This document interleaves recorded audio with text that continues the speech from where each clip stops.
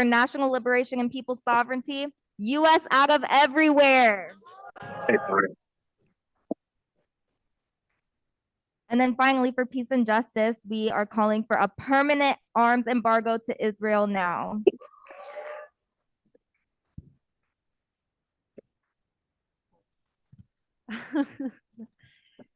I lost my place. Yeah, so the People's Platform is not just today's assembly, right? It's also been the months of lead up in all of these different campaigns. There are organizations here today that have been representing, that are represented by doing the work that we've mentioned in all of these calls to action. It's also been the month of lead up to put this on, as well as next week's mass mobilization and rally, which is going to be on November 9th at 1 p.m. at the Space Needle. So hope to see you there.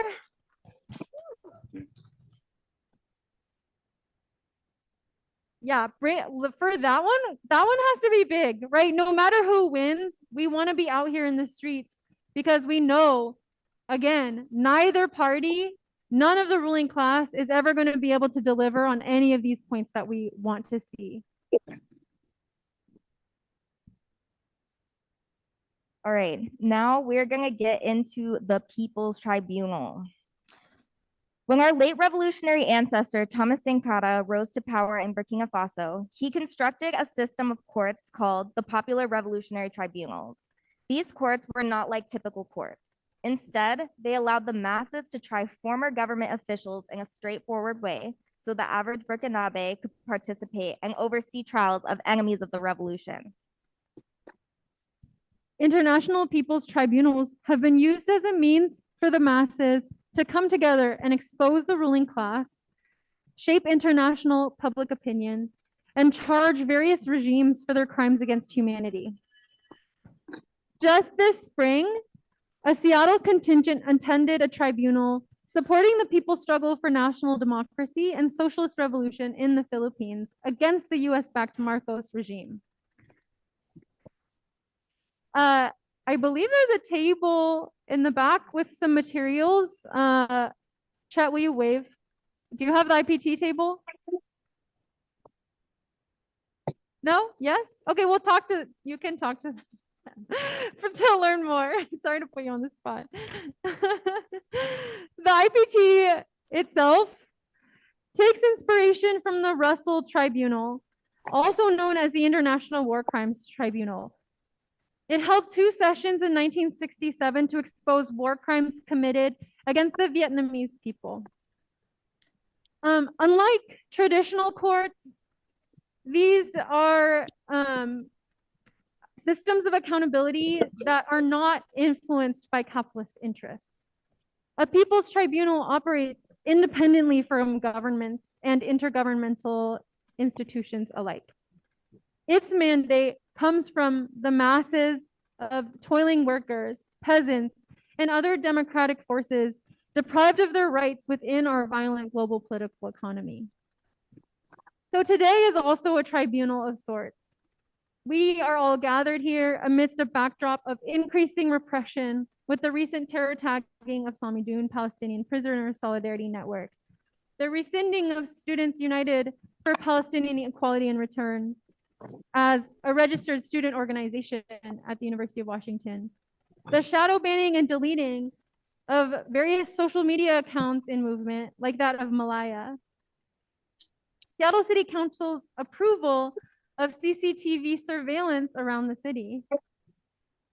Like all of these are pretty horrible, but they're not unique to our time, right? And so this repression stands at the end of a long lineage of counterinsurgency tactics, targeting those who take action, striking at this beast of imperialism. So we're here today to learn a little bit of that history, understand better the conditions that we're facing here together as well.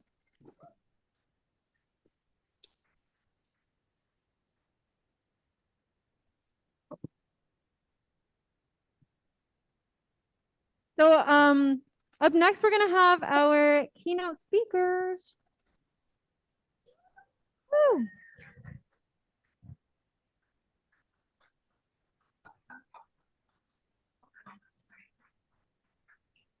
All right, so first up, we're going to hear from Hussam of No Tech for Apartheid and a former Microsoft worker who was terminated last week for organizing a vigil against victims of Israel's Microsoft-powered genocide in Gaza. He is an organizer with No Azure for Apartheid campaign, a worker-led group of Microsoft employees demanding an end to Microsoft's complicity in Israel's apartheid and genocide. Hassan will be highlighting the ways tech is being used to oppress people at home and abroad, and how these ruling class war profiteers are making money off of genocide.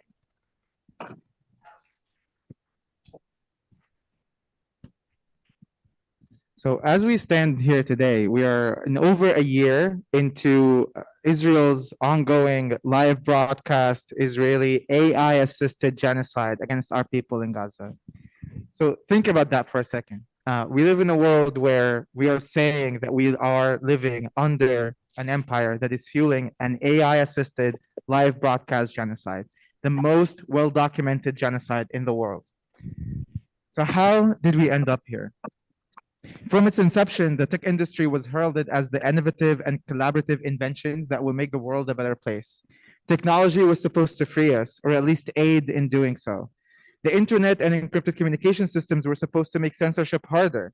Social media was supposed to free us from the shackles of traditional media outlets dominated by the interests of the ruling class and to democratize the flow of information. In the late 2000s and early 2010s, movements like Occupy Wall Street and the Arab Spring showed how social media could be used as a force for social change and to bypass traditional forms of censorship and repression. The internet's infrastructure itself was a case study in anarchist decentralized design where no centralized class of elites owned the access to information. Technology was supposed to be a force for democratization, equity, and social change. But big tech companies co-opted this branding to trick people into thinking that they do good things for the world. They enacted funds and charitable foundations. They used flowery languages and responsible AI policies and diversity and inclusion statements. They have progressive sounding mission statements and commitments. But companies like Google, Amazon, and Microsoft will never serve the interests of the people so long as they are profit-seeking corporations under capitalism. In reality, when imperialism, violence, and even genocide is a profitable business, there is no red line that these companies won't cross under capitalism. That's exactly what has happened over the past decade. The tech industry has slowly descended into being in bed with imperial forces, into being agents of the war machine. No example better explains this necessary and inevitable descent into being completely stripped of what they claim to stand for than the case study of OpenAI.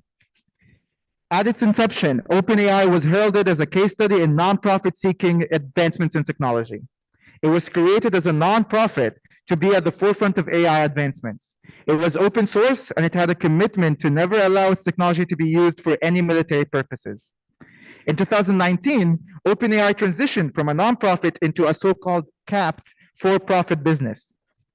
In November of last year, Microsoft invested $13 billion into OpenAI so that it now owns 49% of the company, which drew heavy criticisms for betraying its so-called open nature.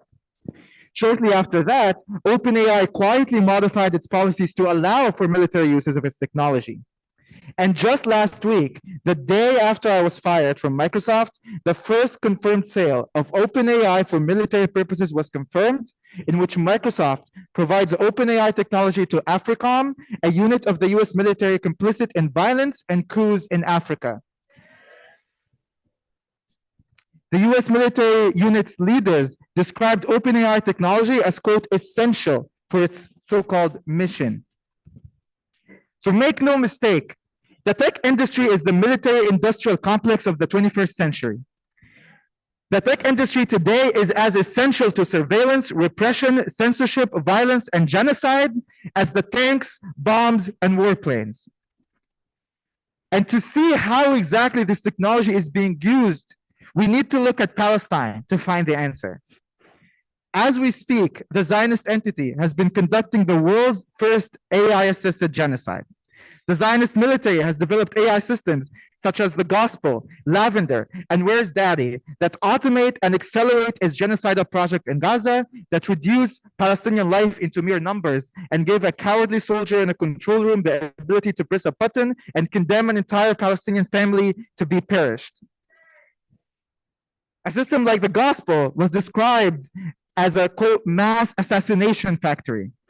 This AI systems decide who to target, who's a so-called terrorist or not, when and how to strike. A system like Where's Daddy tracks the Palestinians wherever they are and waits until they are at home with their families and children and wives to strike them when they are at their most vulnerable. By the words of Israeli military officials themselves, they would not have been able to be as, quote, effective and as destructive in Gaza if it were not for these AI systems and if it was not for the active collaboration of so-called civilian cloud providers such as Google, Amazon, and Microsoft. This is all simply because in this day and age where we have normalized the dehumanization of Palestinians, genocide has become a very profitable business. And this is a reminder that under the capitalistic, imperialistic empire that we live under, profit trumps humanity every single time. Palestine has always been the laboratory of oppression, repression, and violence all around the world.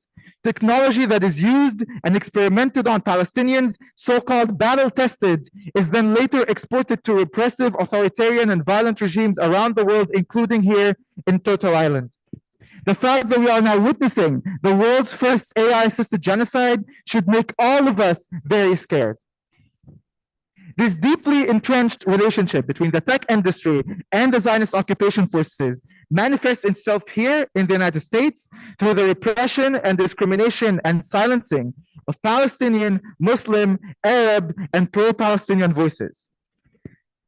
I was fired last week for organizing a vigil on Microsoft campus to honor and remember the lives of over 200,000 people killed over the course of a year in genocide in Gaza. But I am not the only one. There is a trend across the tech industry where workers are being fired or repressed for speaking up against their company's complicity in the genocide. Companies selectively apply their policies or in cases invent entirely new policies to repress and silence those voices. And this is not even exclusive to the tech industry. It is a trend that has been happening throughout the entire country. College campuses over the summer spend the entire summer inventing new so-called free speech guidelines in order to repress pro-Palestinian movements following the heroic and inspiring wave of encampments over the spring. The same week that I was fired, Harvard banned multiple faculty members from its libraries because of organizing so-called a study-in, where they sat quietly in the library with signs behind their laptop screens calling attention to Harvard's complicity in the genocide. Across the country, anti-BDS laws have been passed in over 30 states, which tells you that you are not allowed to make the decision to protest and boycott a foreign, genocidal, apartheid, illegitimate government. This is a nationwide trend that tells you that Arab lives are unmournable, that over 17,000 Palestinian children are ungrievable, that humanizing Palestinian lives is a grave moral crime. It is a reminder that in this country and in this day and age, your so-called rights are valid only insofar as they do not threaten the imperial interests. Whenever there's a clash between imperialism and your rights, imperialism will always win in the eyes of the ruling class, whether they are team blue or team red. This is the same system that tells you that you must choose between genocide and genocide, that you have no other option but to capitulate and surrender to their gaslighting genocidal maniacs that tell you that genocide is a single issue, that tell you that there's such a thing as genocide light or such a thing as a lesser of two evils between one genocidal maniac and another. The Palestinian genocide is a mask-off moment for imperialism. But make no mistake, this is what imperialism has always looked like. Time and time again, we see the imperialist countries standing on the side of settler colonialism, of apartheid, of genocide, so that they can continue to control the land, the labor, and the resources of imperialized nations. This moment more than ever has revealed and laid naked and bare the contradictions of this empire. It has shown clearer than ever that there is a need to confront this imperial project and its genocidal Zionist entity, because so long as Palestine is not free, none of us are free.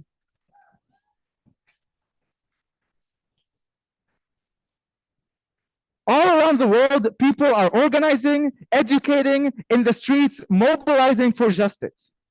In opposition to imperialists, the people are standing in solidarity around the world in grassroots movements, fighting for what we deserve, fighting for the fundamental changes to the structures of their economies, to put people over profit, to empower workers to make their own democratic decisions around the conditions of their workplace, and to receive the benefits of their own land, their own labor, and their own resources. The people want dignified lives, better working conditions, and they want an end to this rotten system and an end to the genocide and occupation of Palestine.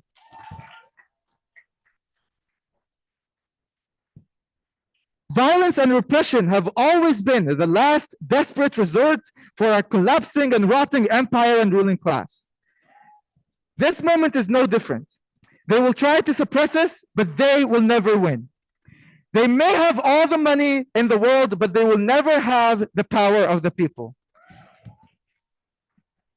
And history has shown us time and time again that the power of the people is stronger than the people in power every single time.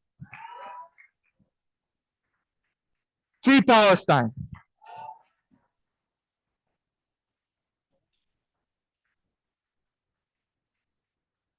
Give it up for Hassam. Thank you. It's absolutely out of control that they were fired for hosting a vigil when Microsoft allows people who are in the Israeli army to work there, no problem. Yeah, I think it's also like there's a few key points that I want to highlight, right? Hassam shared with us that Palestine really is the laboratory for the rest of the world.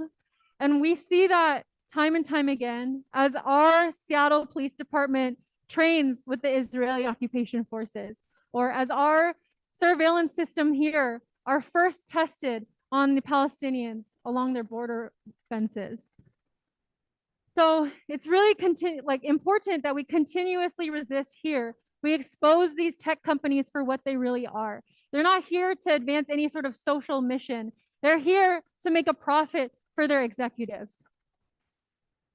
And they don't care who dies in the process. They don't care who they have to fire to get there. Up next, I'm really excited to invite up our second keynote speaker, Steph, who's representing ILPS Seattle Tacoma.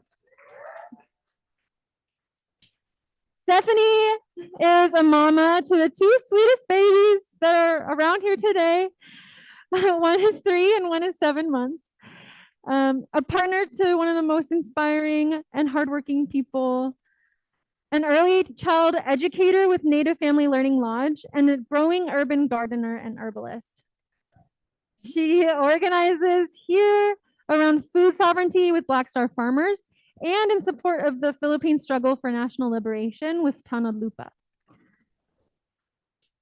Tanod Lupa is a chapter of the Friends of the Filipino People in Struggle, a global solidarity network in solidarity with the Filipino people in their struggle for genuine democracy and socialist revolution. She will talk to us today about the way the corporate-controlled state will never meet the people's needs and highlight the conditions people are facing and uplift the ways that people are resisting around the world. So please welcome Steph.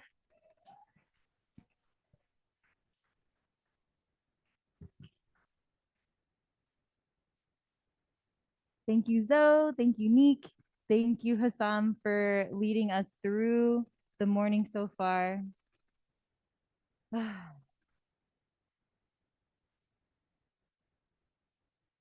I'm so happy to see all of us here today on a Saturday right before the elections that are the most unprecedented. Everything is most unprecedented these days, it feels like. So let's see.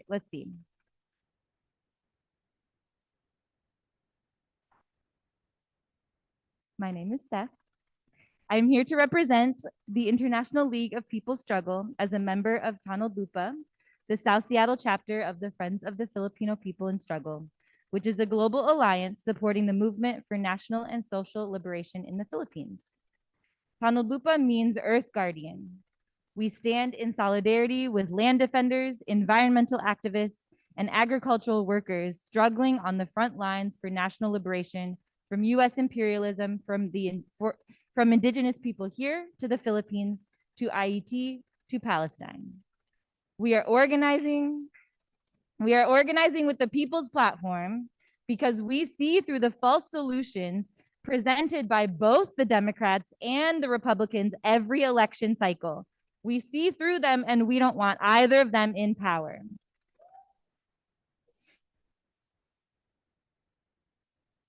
We are living through empire collapse. Today, the crisis of the system upheld by the Democrats and the Republicans is coming to its breaking point. At home and all the regions of the world strangled by its tentacles. We can all feel it. The US and the global economy is in shambles. In 2023, inflation increased our electricity and gas prices up by 4%, rent by 6%, food by a staggering 21%. And while Biden bragged in his State of the Union address that his administration oversaw 15 million jobs created in 3 years, the reality is that those jobs are mostly part-time with no benefits, and one worker might need to work 3 of those jobs just to make it through the month. The crisis carries over throughout all other elements of social life as well. Healthcare is privatized and unaffordable. More and more working people are affected by sickness and injuries that should be free to cure. The CDC has declared COVID over long ago, not because COVID is occurring any less than it was in 2020, but so that business could return to normal as quickly as possible. And yet 17 million Americans are living with long COVID, currently disproportionately impacting communities that are already having a harder time accessing healthcare, specifically our trans siblings and people with disabilities. $26 billion is being spent on repressive border security after over 200,000 deportations were undertaken just last year. Another person has died at the Northwest Detention Center just last Sunday in Tacoma. This is after Charles Leo Daniel had died there in March after spending 1,244 days in solitary confinement. Meanwhile, Geo Group, the federal private corporation that owns NWDC and several other detention centers and for-profit prisons, made over $1.5 billion in profit last year. Shut down the Northwest Detention Center.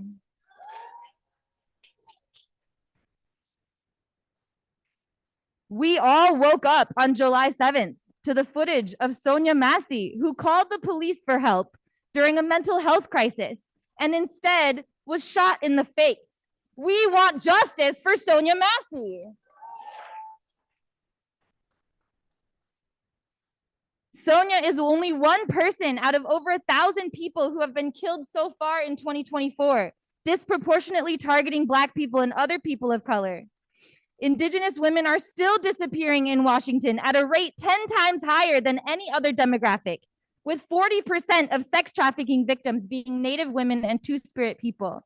We want justice for missing and murdered Indigenous women. Just last month, we saw entire towns get swept away during 2 back-to-back unprecedented hurricanes that devastated the Southeast. Every summer, we are consistently experiencing the hottest days on record, and we are living through the 6th mass extinction event in human history. Meanwhile, transnational corporations continue to extract oil and other resources from the earth with no regard for the indigenous peoples who have stewarded those lands since time immemorial, nor for the collective survival of our ecosystems. And the US military is the world's largest producer of greenhouse gases, making it the biggest perpetrator of the climate crises that are impacting our human and our non-human relatives here at home and everywhere around the globe. The entire US ruling system is exposed for its inherent disregard for and inability to serve the people's needs as we see the US military budget grow to almost $1 trillion so that the US, with the largest military force in the world, can further instigate conflict along the three fronts of the US-led war against Russia through Ukraine in Eastern Europe, against Iran and the axis of resistance through the illegitimate Zionist entity of Israel, and encircling China and North Korea in East Asia and Pacific by installing 4 new military bases in the Philippines for a total of 9, plus 313 additional military bases in East Asia alone. This is part of a global network of over 750 military bases across the globe and counting. And we know the devastation that any one military base causes to the land, to the waters, and to the people. From Joint Base Lewis McChord in Tacoma to Subic Bay Navy Base in the Philippines, the US Navy acts without impunity towards the environment, and its soldiers also act without impunity towards the people within and around the military bases. From assisting in the increased militarization of the armed forces of the Philippines towards indigenous land defenders and activists fighting for national liberation, to the sick murder of women like Jennifer Laude. Justice for Jennifer. No to the Philippine Enhanced Resiliency Act. Pass what? There we go. Pass what? Thank you. I'm expecting y'all to know some of the chants, okay? But the people, we are tired of war. We are sick of war, and we don't want the most lethal fighting force in the world. We want an end to the genocides abroad and the hyper-militarization at home. We are tired of the glorification of war from the youth and student recruitment programs at high schools and universities like UW to the Blue Angels thundering across South Seattle skies every August. Despite their slogans, we know the truth. War is not waged to ensure our freedom, but to secure continued global domination for the billionaire capitalist profit interests, to control the oil and the gold and the resources of the richest regions in the world for themselves. The Blue Angels and the US military don't represent freedom for the people, not here nor anywhere. They represent the US imperialist violence that has devastated countless lives, from the Philippines to Indonesia, to Afghanistan, to Korea, to Palestine, to the Congo, to Sudan, for the sole purpose of lining the pockets of the CEOs of Boeing, Lockheed Martin, Amazon, Microsoft, Google, and more. And so, after a year like the one we've all just collectively experienced, witnessing a genocide of Palestinian people occur in real time, with the Biden-Harris administration actively sending the bombs to shell the schools with whole families sheltering inside them, and throwing the fuel on the literal fires that burning Shaban al-Dalu alive alongside his mother while he was connected to an IV drip in a hospital. We have seen the devastated parents holding up their dead babies, heard the shrieks of people dying or experiencing pure terror at the hands of the Zionist government funded by our tax dollars. We've watched people in our own country self-immolate in protest. So no, we don't want the false progressive promises from the ruling class Democrats, because we know the truth that the conditions for the broad majority of people have worsened, while billionaires keep making record-breaking profits on the backs of workers and poor people. Their false solutions will never get to the root causes of uprooting capitalism or untangling the claws of US imperialism abroad, because the status quo that feeds blood money into their already fat pockets comes at the deadly expense of countless communities and swaths of land across the globe decimated by our tax dollars. And no, we obviously don't want the open dictatorship of the most racist and neglectful policies to the working class that criminalizes migrants, strips the workers to a minimum, strips the rights of workers to a minimum, and takes away any kind of illusionary democratic rights either. I'm not going to give their racist, sexist, xenophobic, Islamophobic, false fascist propaganda any more platform than the news media already has. We know the vile shit they say and are threatening to do. And despite the worker first narrative that the Republicans are trying to play, the true Republican strategy is to dress up anti-worker capitalist policies in working class disguise, to whip up racist and sexist tropes to tap into the most reactionary segment of the masses, and to demonize that faction of the masses to direct anger away from the monopoly capitalists at the true root of the crisis. The reality is that we have more in common with them than we do with the ruling class. And so, no matter how challenging it may be, we need to figure out how to come together and unite.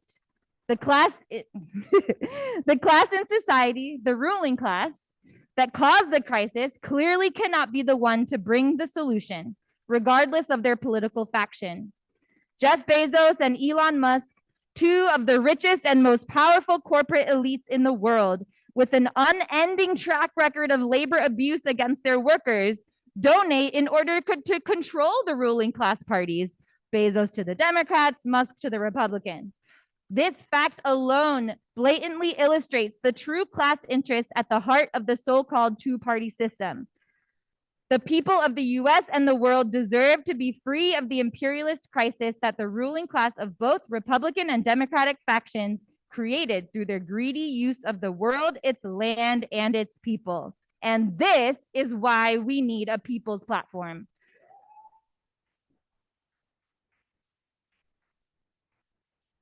We need to come together to offer a true alternative, since neither right arm nor left arm of this imperialist machine will serve the needs of the people, of workers, of migrants, of women, of queer and trans people, of Black and Indigenous people, of students, of farm workers, of children, of people experiencing drug crisis or housing crisis or climate crisis.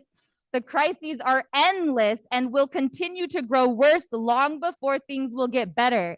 Neither Kamala nor Trump will serve the needs of the people, not those of us living here on Duwamish and Coast Salish lands, and certainly not the millions living in the global South who are all experiencing the devastating impacts of imperialism as we struggle to survive through the collapse of the American empire. They want us to struggle as individuals because it's easier for them to keep us cogged up in the machine if we are isolated in our own exploited living conditions. They want us to be too busy to care for ourselves, to grow food for ourselves, to cook for ourselves, to raise our babies and live in accordance with our values. Because when we are too busy to do all of those things that we need to do to survive, let alone to care for each other, how can we come together and get organized to fight for change? Can you imagine what we could do with $874 billion? That's the military budget. We could house everyone, feed everyone, educate everyone, provide jobs that actually serve the needs of the people, limiting the widespread impacts of the climate crisis. And you know what? The people have always come together to resist and fight back against repression, war, and genocide. The history of people's resistance is long and diverse. As long as there have been unjust systems of power in our societies, there has been resistance. So we are all here today to carry forth the legacies of our ancestors who fought for liberation. Ancestors like Lapu Lapu and the Maroons and the countless indigenous land and water defenders from Turtle Island to Palestine and around the world.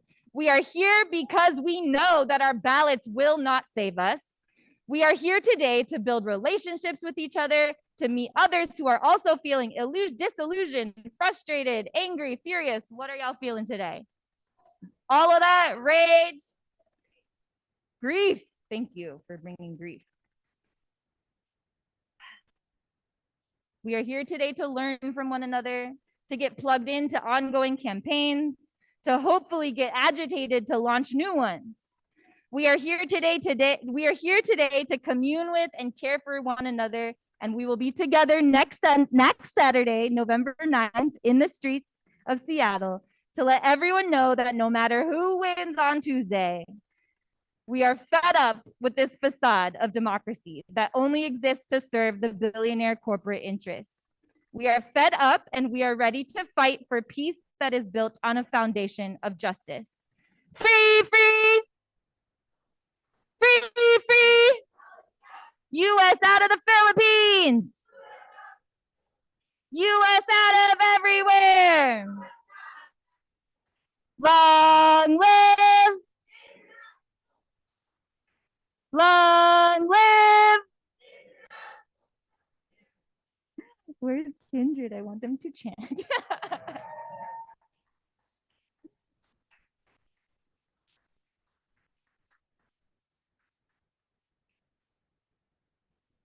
Thank you so much, Steph. That was incredibly agitating. Personally, I'm pissed off. Are you pissed off?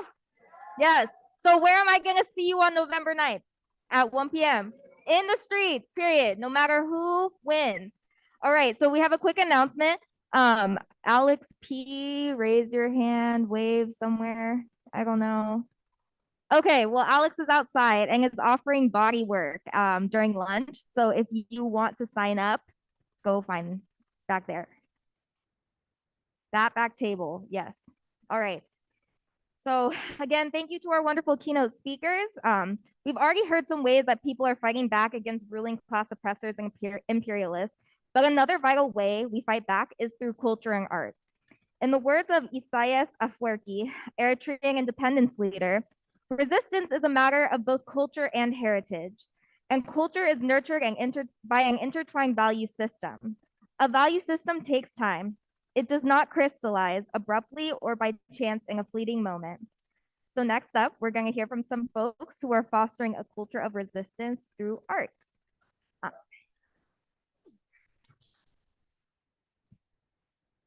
All right, we're going to hear from Kate from Anakbayan UW to read an original poem.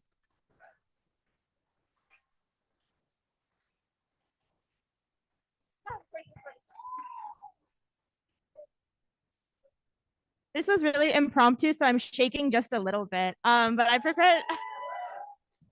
Thanks. Thanks for bringing the energy. Please continue bringing the energy because I'm going to stay nervous. So my name is Kate. I'm the chairperson of Anakbayan at the University of Washington. We're a youth and student organization fighting for genuine sovereignty and national democracy in our homeland of the Philippines and for the rights and welfare of our kababayan here in diaspora. Today, I'll be sharing a poem I wrote a little over a year ago, just after about 6 months had passed since I joined the National Democratic Movement. I was 19 and really only just starting to understand what it actually meant to have hope that things could actually change. And not only just hope, revolutionary optimism, the belief that positive change is not only possible, but is actually inevitable. Yeah. It's especially going into election season, it's so easy to just be despondent, to continue going about our day to day, just continue to run the rat race. But I challenge all of you to remember in this moment, you're for whom. The reason you organized, the reason you showed up today, whether that's people or a place. For me, that was my family. I want you to also think about everyone outside this room, right? I want you to understand and think about who is your for whom. We have the entire people on our side as we organize because we know that we are on the right side of history, right? That organizing is the greatest form of love for our people. So think about who you're going to bring with you next week into the streets, who you're going to bring into your organization if you're in one, who you're going to join in the streets, whose organization you're going to join coming out of today if you're not already in one. Yeah, yun lang. Okay, I'll start the poem now. Several weeks ago, I told my Lola over the phone that I have started to learn Tagalog. She listens patiently as I bend my mouth around syllables slightly foreign, waits for me to understand how to pull nung from the back of my throat and rip the American out of my accent. I'm coached by her laughter, strangled as it is by the rasp of cigarette smoke and the forced dismemberment of her mother tongue.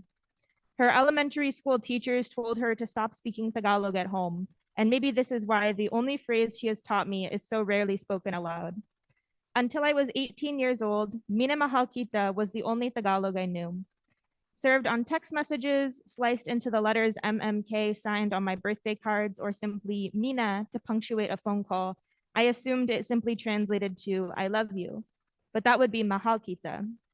My family has only ever used the present tense, Mina mahal kita, I am loving you, caught somewhere between a state of being and a promise.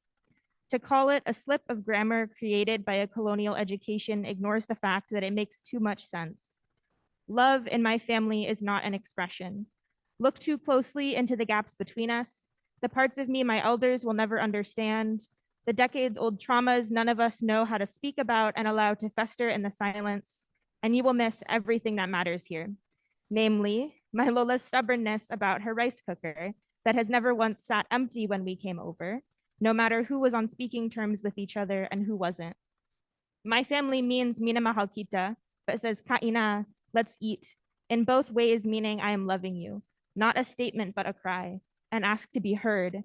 And I don't know how to apologize or tell you I love you, so I will fill up your plate. I will never let you leave without baon piled and takeout containers so high you cannot see the door, because really I do not want you to leave at all.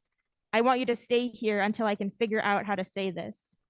Mina mahal kita, a reminder to stay, be patient, because we have not been allowed to love like this in a long time, because our people know plunder and poverty better than a full plate, know almost 400 years of colonial trauma better than we have been allowed to know our own sons and daughters, because generations of this pain have robbed us of our relationships with one another, left us with only a spoon and fork to communicate the unspeakable, left me with Mina Mahal Kita to stretch across 3 generations in place of a language stolen from me before I was even born.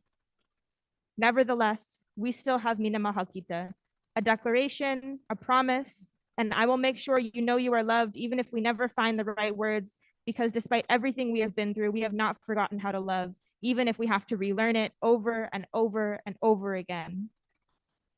I was 18 when I learned Mina Mahal Kita also meant I am giving you almost everything we almost never had. I heard the name of our home province for the first time, learned what remittances were, understood Mina Mahal Kita as apology, as sacrifice, as I'm giving you everything our people still do not have. Mina Mahal Kita, I traded the homeland so you don't have to understand why we had to leave, why we spent decades quietly shipping our love across the sea, why our kababayans starve while their oppressors dine like kings, not because they too decided to sacrifice, but because they decided to steal. Our oligarchs have eaten, but still the people cannot go hungry every day so someone they have never met can brag about the size of their profits, and still we are the ones called criminals. Our farmers see their stomachs turned inside out by the bullet taken for demanding better, and still my comrades are the ones arrested for demanding our masses eat before their oppressors. On May 2nd, 4 Filipino activists were arrested in Washington, D.C. for interrupting a lavish dinner of the very people responsible for the suffering of the Filipino masses. They were escorted out of the restaurant with their hands bound behind their backs by police, and they chanted, "Makibaka, huwag matakot, dare to struggle, do not be afraid."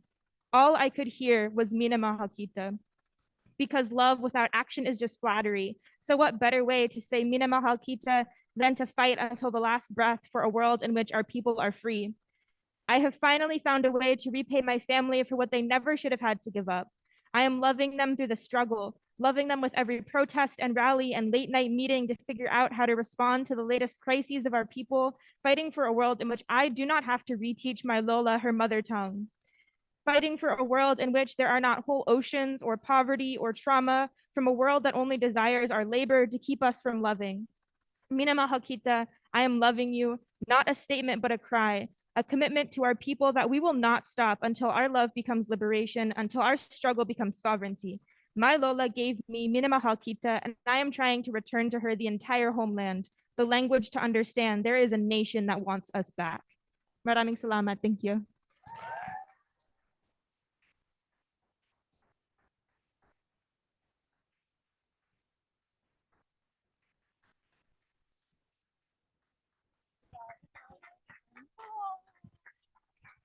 You guys, I'm crying. That was so good. Thank you, Kate.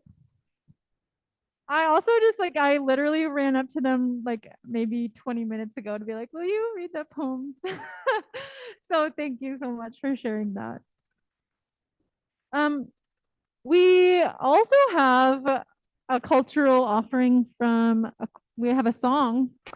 We have a song coming from the joint mashup Gabriella and Bayan Choir, which is very exciting. I actually don't know what song they're performing, and I think that they're just wrapping up a practice run through right now. Oh, well, give it up. Yeah, let's welcome up the Bayan and Gabriela choir. You want to be down here? Oh, they're coming up. Okay. I think all of these mics can work if right.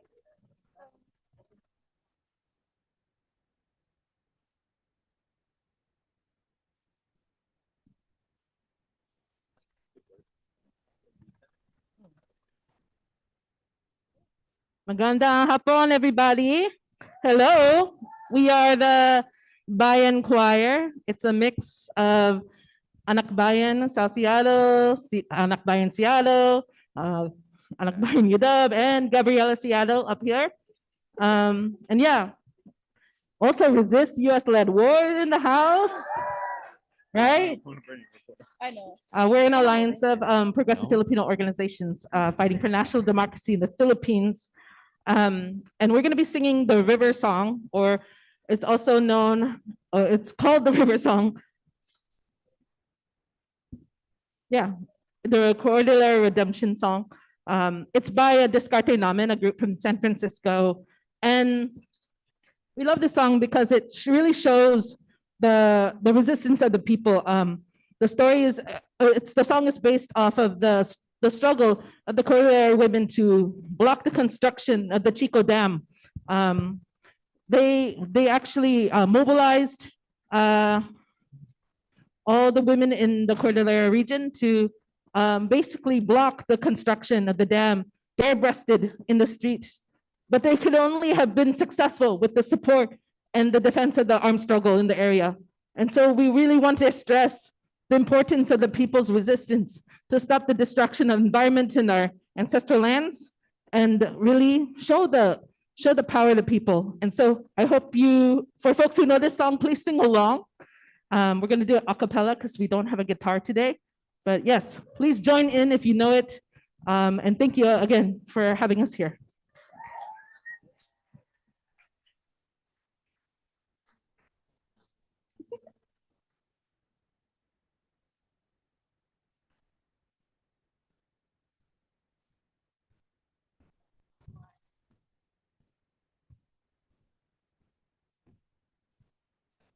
Freedom sounds. Do you know how freedom sounds? It sounds like spirits in the native trees. It sounds like thunder from the ground.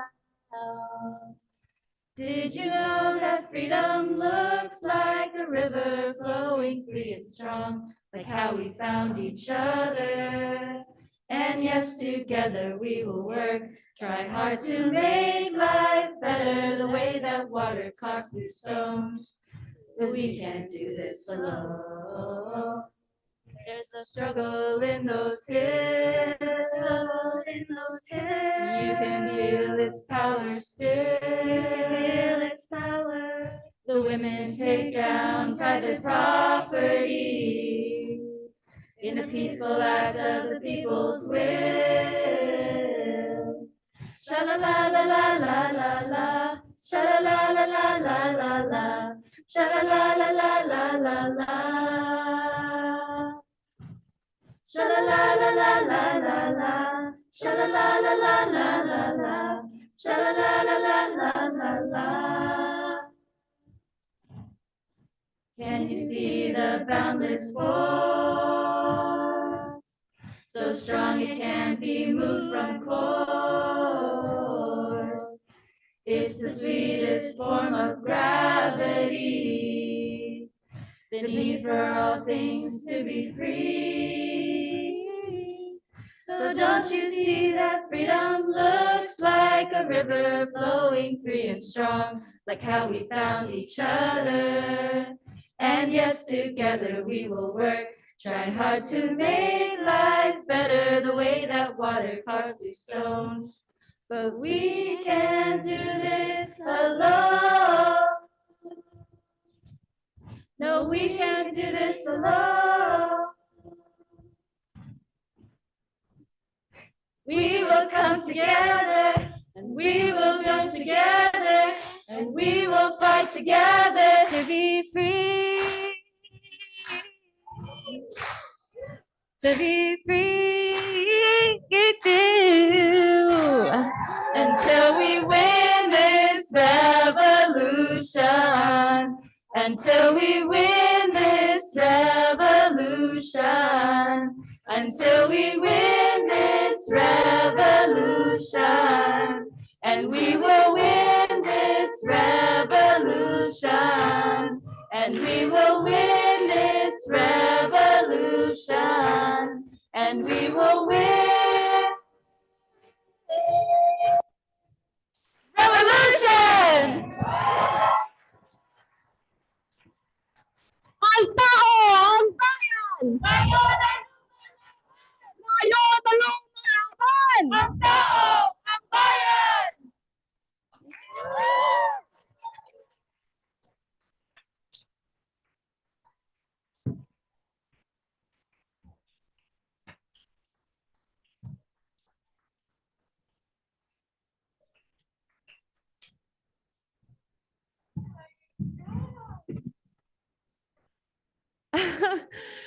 Thank you so much to the Bayan, Gabriela, Anak Bayan, South Seattle, Anak Bayan, Seattle, Anak Bayan, Resist band.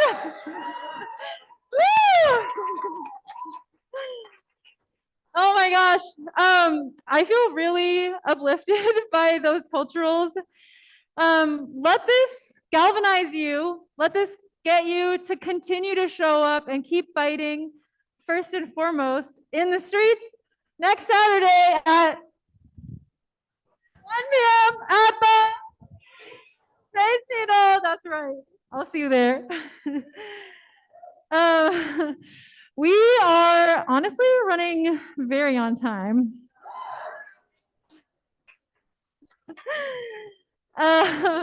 We are now going to be breaking for lunch. I think food is arriving very shortly, and it will just be set up for us in the hallway. In the meantime, I would suggest we're going to take an hour-long break. Stay in your seats for now. There's a few tidbits to take care of before lunch. I just want to point out, you've already noticed all of the tables are lining the back of the room. Take some time to go and visit them, talk to the folks who are tabling, figure out what kinds of campaigns people are running, and figure out ways to plug in. Buy stuff for the holidays are coming up, and what better place to shop for gifts, right? We also have a poster up front here, a banner. Please, yeah, Lou is working on it right now.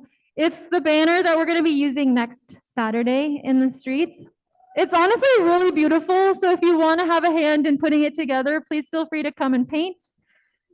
And then, yeah, after lunch, when we come back from lunch, there are going to be workshops that are split up amongst all of the different rooms in here. If you need help, I'm just going to leave this up here. So we have the AAPRP Military Counter Recruitment Workshop, which will be in the pomegranate room. I think that's the farthest room to the end of the hallway over there, the north side of the building. Bayan is giving a US Out of Everywhere workshop, and that's in the almond room. Follow the hallway to the south side of the building and go up the stairs. Half the Sky is giving a workshop on housing, highlighting the soda and soap zones. And that is in the yellow room, which is also, go out the door and to the right, and it's on the left side of the hallway before the bathrooms. UW Law Students for Palestinian Liberation is offering a Know Your Rights training. So what to do if you're stopped by the police, the FBI, or ICE. It's really helpful to know what to say. And that's going to be in the library, which is also up the stairs, but the stairs on the north side of the building. We will then have Sorry, Reading Between the Lines of Fascism, showing us the connections between Hindutva and Zionism, which will be here. Song to See, is giving a history of US student protests from Vietnam to Palestine, also here in the gym. And then Stop the Sweeps is giving an introduction to sweep support. If you've ever wanted to go out to help support during a sweep but felt intimidated, this is your opportunity to learn what to expect. And you can also help them make safe injection kits. And that's in the prayer room, which is the room directly to our south. So if you want to take a picture of this so you know where all of the workshops are and where to go after lunch, please feel free to do so.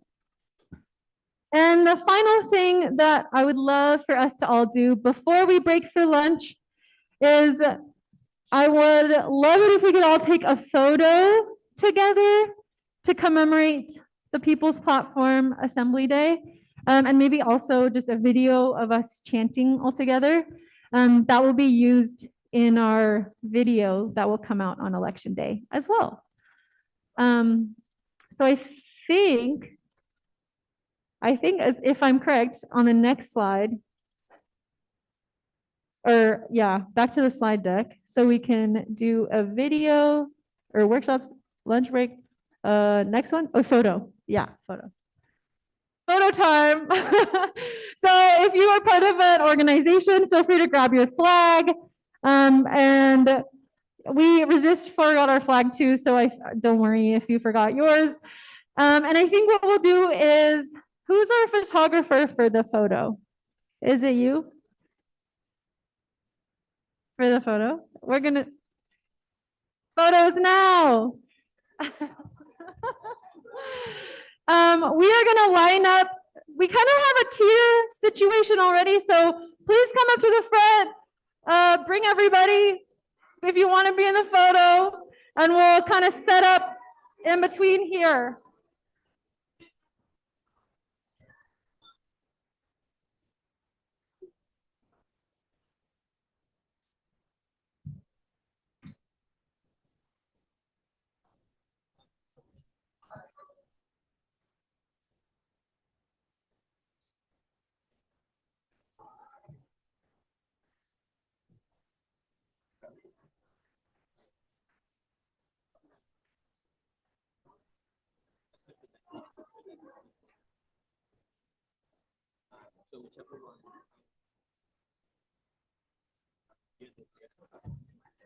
Maybe 2 workshops in here. That's fine. Okay.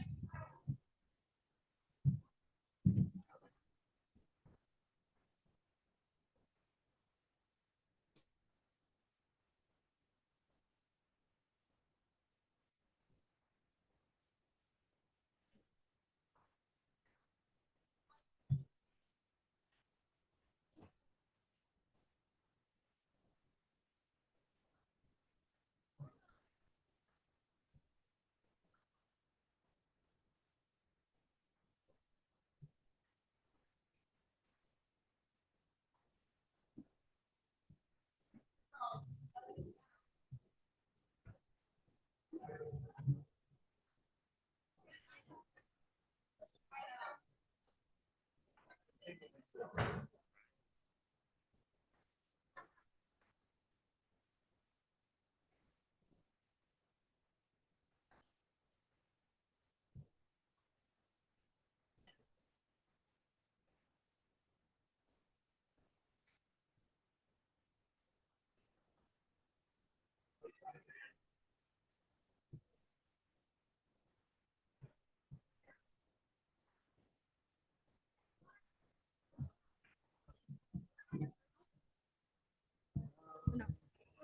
Okay, Lorenzo, please tell us, direct us, like, do you need people to squish in?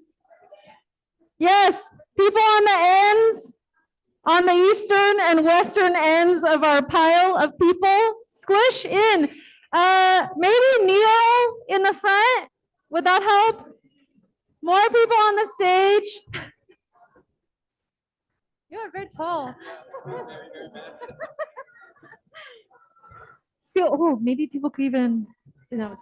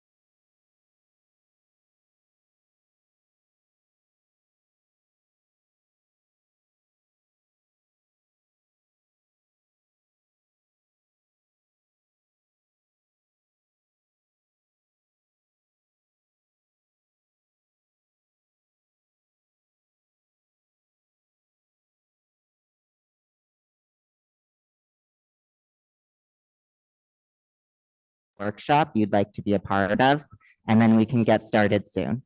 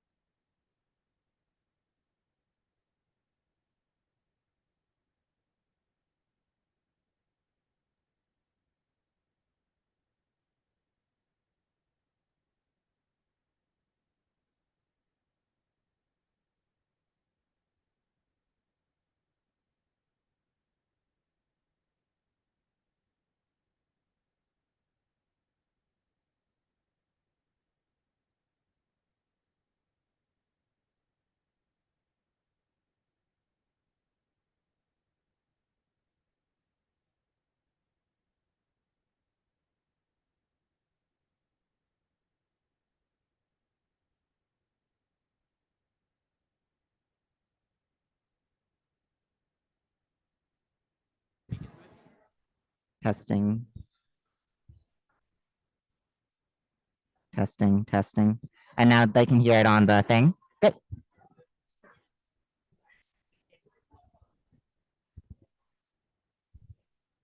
Thanks for coming, guys. How can we make the slides go next? Are we just gonna? What are you gonna ask Josh? Oh, okay, nice. I was just kind of introducing. Our names and pronouns? Yeah, since it's small. Yeah, okay, sorry. I'm with Song to See. Yeah, what else? I'm part of the.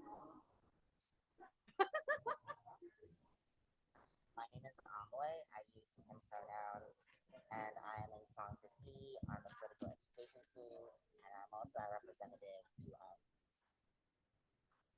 Scott, he, him. I am a member of Resist US-led War, and currently a grad student at UW. So part of the UAW 4121 there. So excited to learn more about this group. Hi, I'm Sharon. She, they, also a Song to See member. I'm part of the political education and marketing outreach teams. Yeah.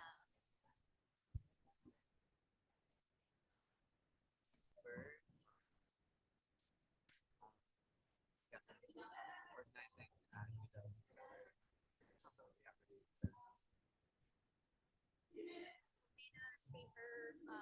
I stopped the sweeps and also for the CL caucus of rank and file educators.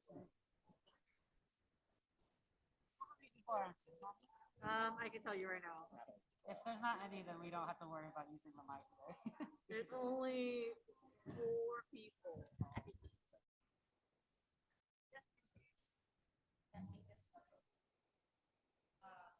No. It's not like gonna go into the speakers. Yeah, it's just going into the Zoom. Oh, perfect. Well, people on Zoom can hear. You all have to hear my ramble. Oh, I need to pick up.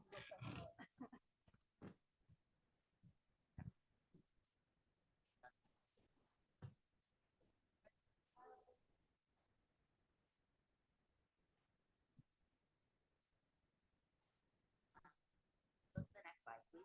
Yes.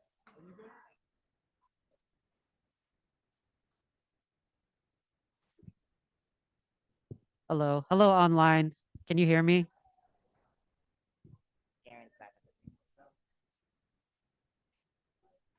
They can hear me. Okay. Hello, we're Song to See. I'm Vin. I use he, him pronouns. I'm Amoy. I also use he, him pronouns. All right. And Song to See is a multi-ethnic anti-imperialist organization based in the Puget Sound Coast Salish area with ancestral connection to the Socialist Republic of Vietnam and Asia Pacific. Our work is grounded in political and cultural education, and we predominantly host study groups in the spirit of popular education for poor and politically disempowered people, grounded in notions of class struggle and social transformation. Some of our previous studies have included From Factory Girls to K-pop Idol Girls, where we studied neoliberal feminism and the Americanization of South Korea. We studied elite capture, co-optation of identity politics, and most recently we finished a study on A Foodie's Guide to Capitalism. So we learned about the food systems and how capitalist food systems work and stuff like that. Okay. So for the framework of this workshop, we'll be presenting some history of the student protests during the Vietnam War. I want to clarify, we are not experts on this history. We don't have PhDs in this topic. We are simply presenting on the history we've researched together and also some analysis the organization has made. But really, we're intending for this to facilitate discussion around the history of the Vietnam War, student protests, and our current moment as well. There'll be two periods where we'll have small group discussions. In this case, it'll just be one group here and then one group on Zoom. And we'll kind of talk about some things in regards to the history that we present. Yeah, overall, we're here to learn some history, connect with each other, and apply these lessons from history to our organizing. And that's really the important part, to apply these lessons. Okay. Oh, sorry. All right. So here's the agenda. So first, Amoy will go through the history of the student protests against the Vietnam War with some specific examples from the University of Washington. We'll do our first discussion, and then I'll go over comparing the anti-Vietnam War student protests to the Palestine ones currently. And then one more discussion, and then we'll close. All right. Does that sound good? Yes. Okay. I'll hand it off to Amoy. Next slide, and then next slide. Yay. I'm gonna go up to the stage and kind of point at stuff. Okay, so student protests against the Vietnam War started in the 1960s. Do you want me to be louder? So they started in the 1960s, and they had a foundation in pre-existing liberation movements, specifically the civil rights movement and the Black liberation struggle. There was already a lot of activism happening, especially in the American South, where Black college students were developing new forms of protest like sit-ins, they were picketing. And so when students started protesting against the Vietnam War, there was already this wealth of knowledge and organization for them to draw from. Additionally, these Black-led organizations were some of the first to identify that the racist oppression that they were facing in the United States was connected to US imperialism in Vietnam. Two of the main organizations that organized students around the Vietnam War were the Students for Democratic Society, or SDS, and the Student Nonviolent Coordinating Committee, or SNCC. The SNCC, seen here on the left, was predominantly Black college students, and they were organizing around Jim Crow. And they, in 1966, made their stance clear that they were against the Vietnam War. Students for a Democratic Society, on the other hand, was mostly white college students because there was this sentiment that people of different races should organize amongst each other and support and have allyship with other organizations. SNCC, as well as the Black Panther Party, identified that US imperialism was connected to the racism they were facing here. And you can see on the right, a protest in 1970 at the Boston Commons by Boston College students. And they have a poster that says "Out of Southeast Asia Now." And they also have a sign that says "Free Angela Davis." So you can really see that the struggle for Black liberation and the struggle against imperialism in Vietnam really informed each other. Next slide, please. Additionally, one of the big things that pushed white college students to organize was the draft. So the draft required people to sign up and then be drawn in to go fight in Vietnam.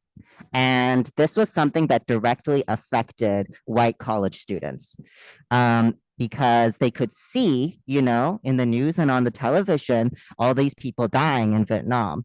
Additionally, their families didn't want them to go fight and die in this place where it was becoming increasingly obvious that the United States had imperial interests. And because of this, like white people who might not have been known about what was going on suddenly had like legal documents, suddenly had evidence of the impacts of US imperialism. On the left, you can see a poster put together by the Student Mobilization Committee to End the War in Vietnam related to SDS. And you can see it says US out of Vietnam now. And then on the right, bring all the GIs home now. So you could be against the Vietnam War and your stance could specifically be, I'm against the Vietnam War because Americans are dying in it. Some people also had the stance that you shouldn't be in Vietnam because Americans and Vietnamese people are dying.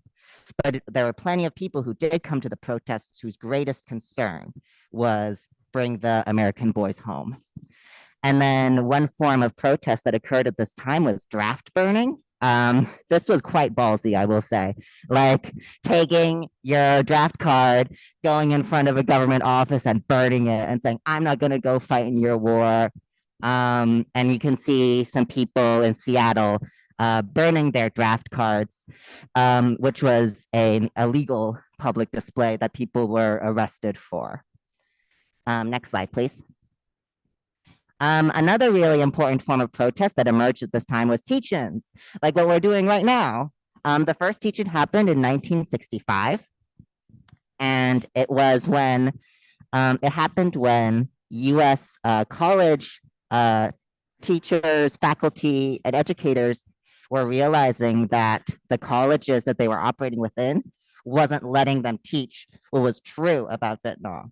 And so the professors and educators said, we're going to make our own school within the school and conducted the first teach-ins. But very quickly, teach-ins became something that people outside of the college campus also participated in. It became a place where organizers got together and learned from each other. A place where students and workers met together in a big room and spoke to each other and learned with each other. At some of these teach-ins, people who had just come from North Vietnam came and spoke. And it was a really critical time for political education starting in the 1960s. And we obviously still feel the impacts of it today because teach-ins have become so ubiquitous among our organizing. Next slide, please. But of course, with anything that brings people together, there was surveillance of teach-ins starting from the very beginning in 1965. The FBI, the Federal Bureau of Investigation, had a long history of surveilling activist movements through anti-communism. The House of Un-American Committee would surveil people, spread lies about people, do their very best to discredit any perceived communist or socialist movement. The people as well who were organizing these teach-ins knew that they were being surveilled. At this really big teach-in at UCLA in 1965, they had this big auditorium, and at the back there was a chair, and it was empty, and it had a sign, and the sign said reserved for the US State Department. At one point, the FBI sent 13 undercover agents to a teach-in, and those undercover agents collected information about the activists and their organizations and used those in their files, that they had files on different people. And this was exposed later in COINTELPRO. But this sort of shows that even from the very start, the US State Department viewed teach-ins as threatening because at a teach-in, people learned with each other and organizers were able to connect with each other. And even if the teaching itself was not calling for any direct violence, was not instigating any violence, there was clearly a threat in the people getting together and learning with each other. Next slide, please. Okay. The rest of this history is going to be focused on a specific instance in time, and then we're going to focus on the specific instance of time at the University of Washington. I'm going to be talking about the student strike of 1970. Has anyone heard of the student strike of 1970? I see one nod. It was a really big deal. In 1970, President Nixon declared that the United States was going to expand the Vietnam War into Cambodia. And people were very pissed. Because Nixon had just run and he had just said in his inauguration speech that they were going to take the troops out of Vietnam, that they weren't going to expand the war into Cambodia and Laos. And people felt very, very betrayed when this was announced on April 30th, 1970. And then this is a poster that was created at that time. There was this call among activists, student activists, other activists to strike, to not go to work, to not go to school, to protest in the streets, to show that the people did not want the Vietnam War to be expanded into Cambodia, and that they wanted people to be brought home. Okay, next slide, please. And very soon after the student strike was declared, one of the most infamous incidents of the Vietnam War happened, which was the Kent State Massacre. Has anyone here heard of the Kent State Massacre? Yeah, most people have heard about it. So the Kent State Massacre was basically this peaceful student protest at Kent State College in Ohio. And the mayor of Kent called in the National Guard. There was like 600 to 1,000 students. And then suddenly the National Guard was there, armed, as you can see. The crowd was pushed onto this hill and they were tear gassed. And in response to the tear gas, the students threw rocks back at the National Guard. And then provoked by the rocks, they say, the National Guard shot into the crowd and they killed 4 people and wounded 10 others. And this was really huge for the student activist movement because they could see now US soldiers killing US students in the same way that soldiers were killing people in Vietnam. Suddenly it became very clear the violence of US imperialism, and people, it hit closer to home. I think about how similarly here, like a lot of people become more invested in like a protest for Palestine when someone they actually know themselves gets killed, which in itself is sort of sad, but at the same time, it did activate thousands of people, the Kent State Massacre. On the right, you can see a poster that students screen printed that says Cambodia, Kent, what's next? And you can see the students making the connection between oppression at home and oppression in Vietnam. Next slide, please. Okay, the University of Washington, we're gonna be talking about it. So this is a timeline of the student strike of May 1970 at UW, starting on April 30th, when Nixon announces the expansion of the Vietnam War into Cambodia, ending on May 8th, when class at UW was canceled for a day of mourning. And we're gonna kind of go through what happened. And my intention with this is for us to learn from this historical event, where we used a lot of the tactics we use now, and see what we can learn from this historical moment. Next slide, please. Protesters take I-5. I wonder if we've ever done this before.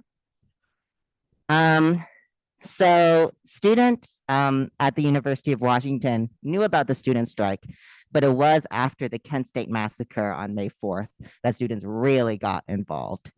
On May 5th, students rallied together on UW campus and they marched onto I-5. And this wasn't just students, it was also faculty, it was also local workers who marched onto I-5, where they were met by the national, I think that's just the police, yeah, by the police.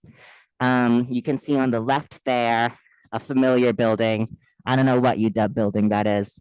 I went to UW, but I feel like all the buildings kind of look the same. And they have an upside down American flag as part of their protest.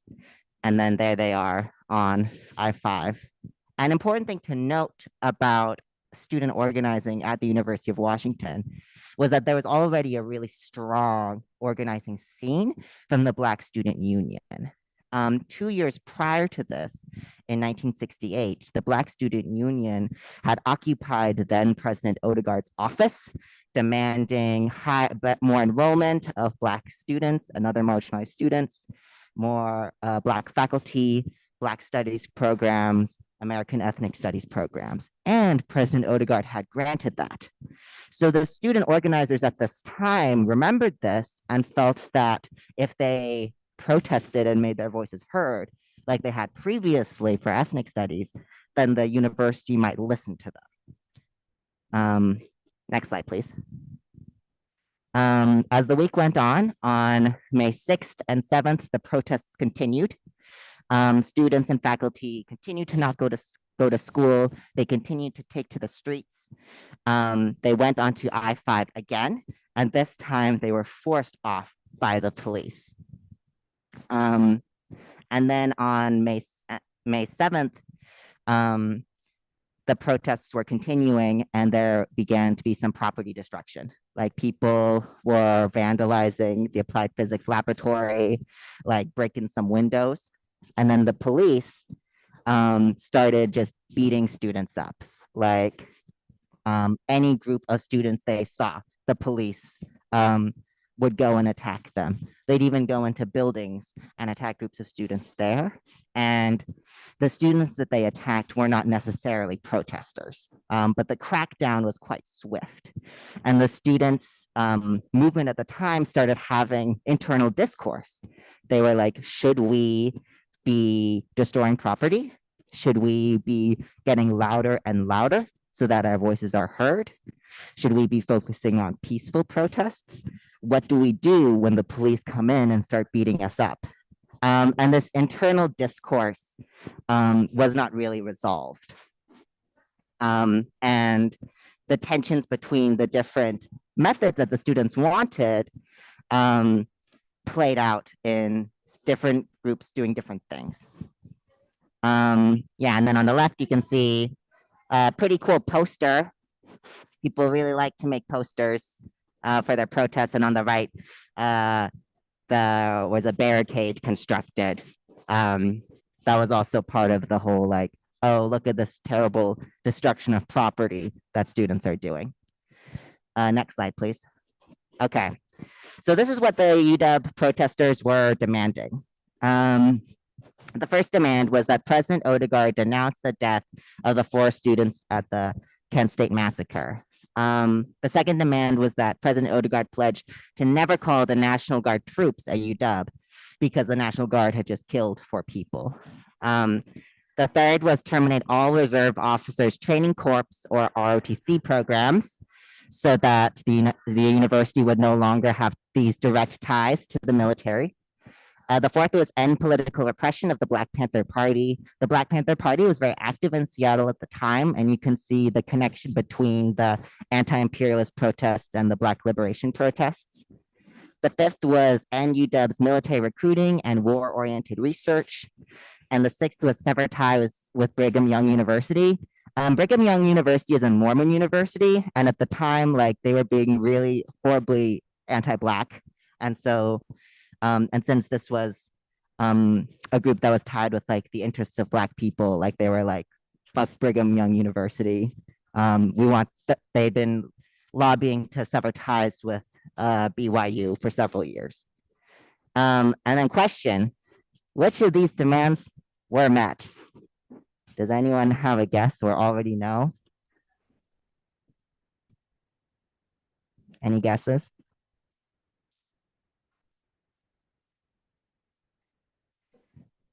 Nina said none of them. I heard RTC is still there. Yes, it is still there. None of these demands were met. They didn't do any of them. I feel like nowadays, like Anna Marie Kause would do the first one and not any of the other ones. But the student movement was very wounded by this. They were very disappointed that their various actions had gone unheard. There was confusion about why like these demands weren't heard when just 2 years earlier, Black student unions demands were met by the university. Yes, next slide, please. Okay, so we're gonna do some small group discussions now. We have enough people to maybe split into 2 groups. And we want people to talk amongst each other. And the first question is, why do you think the University of Washington didn't agree to the protesters' demands? The second one is, how are universities and the military industrial complex related?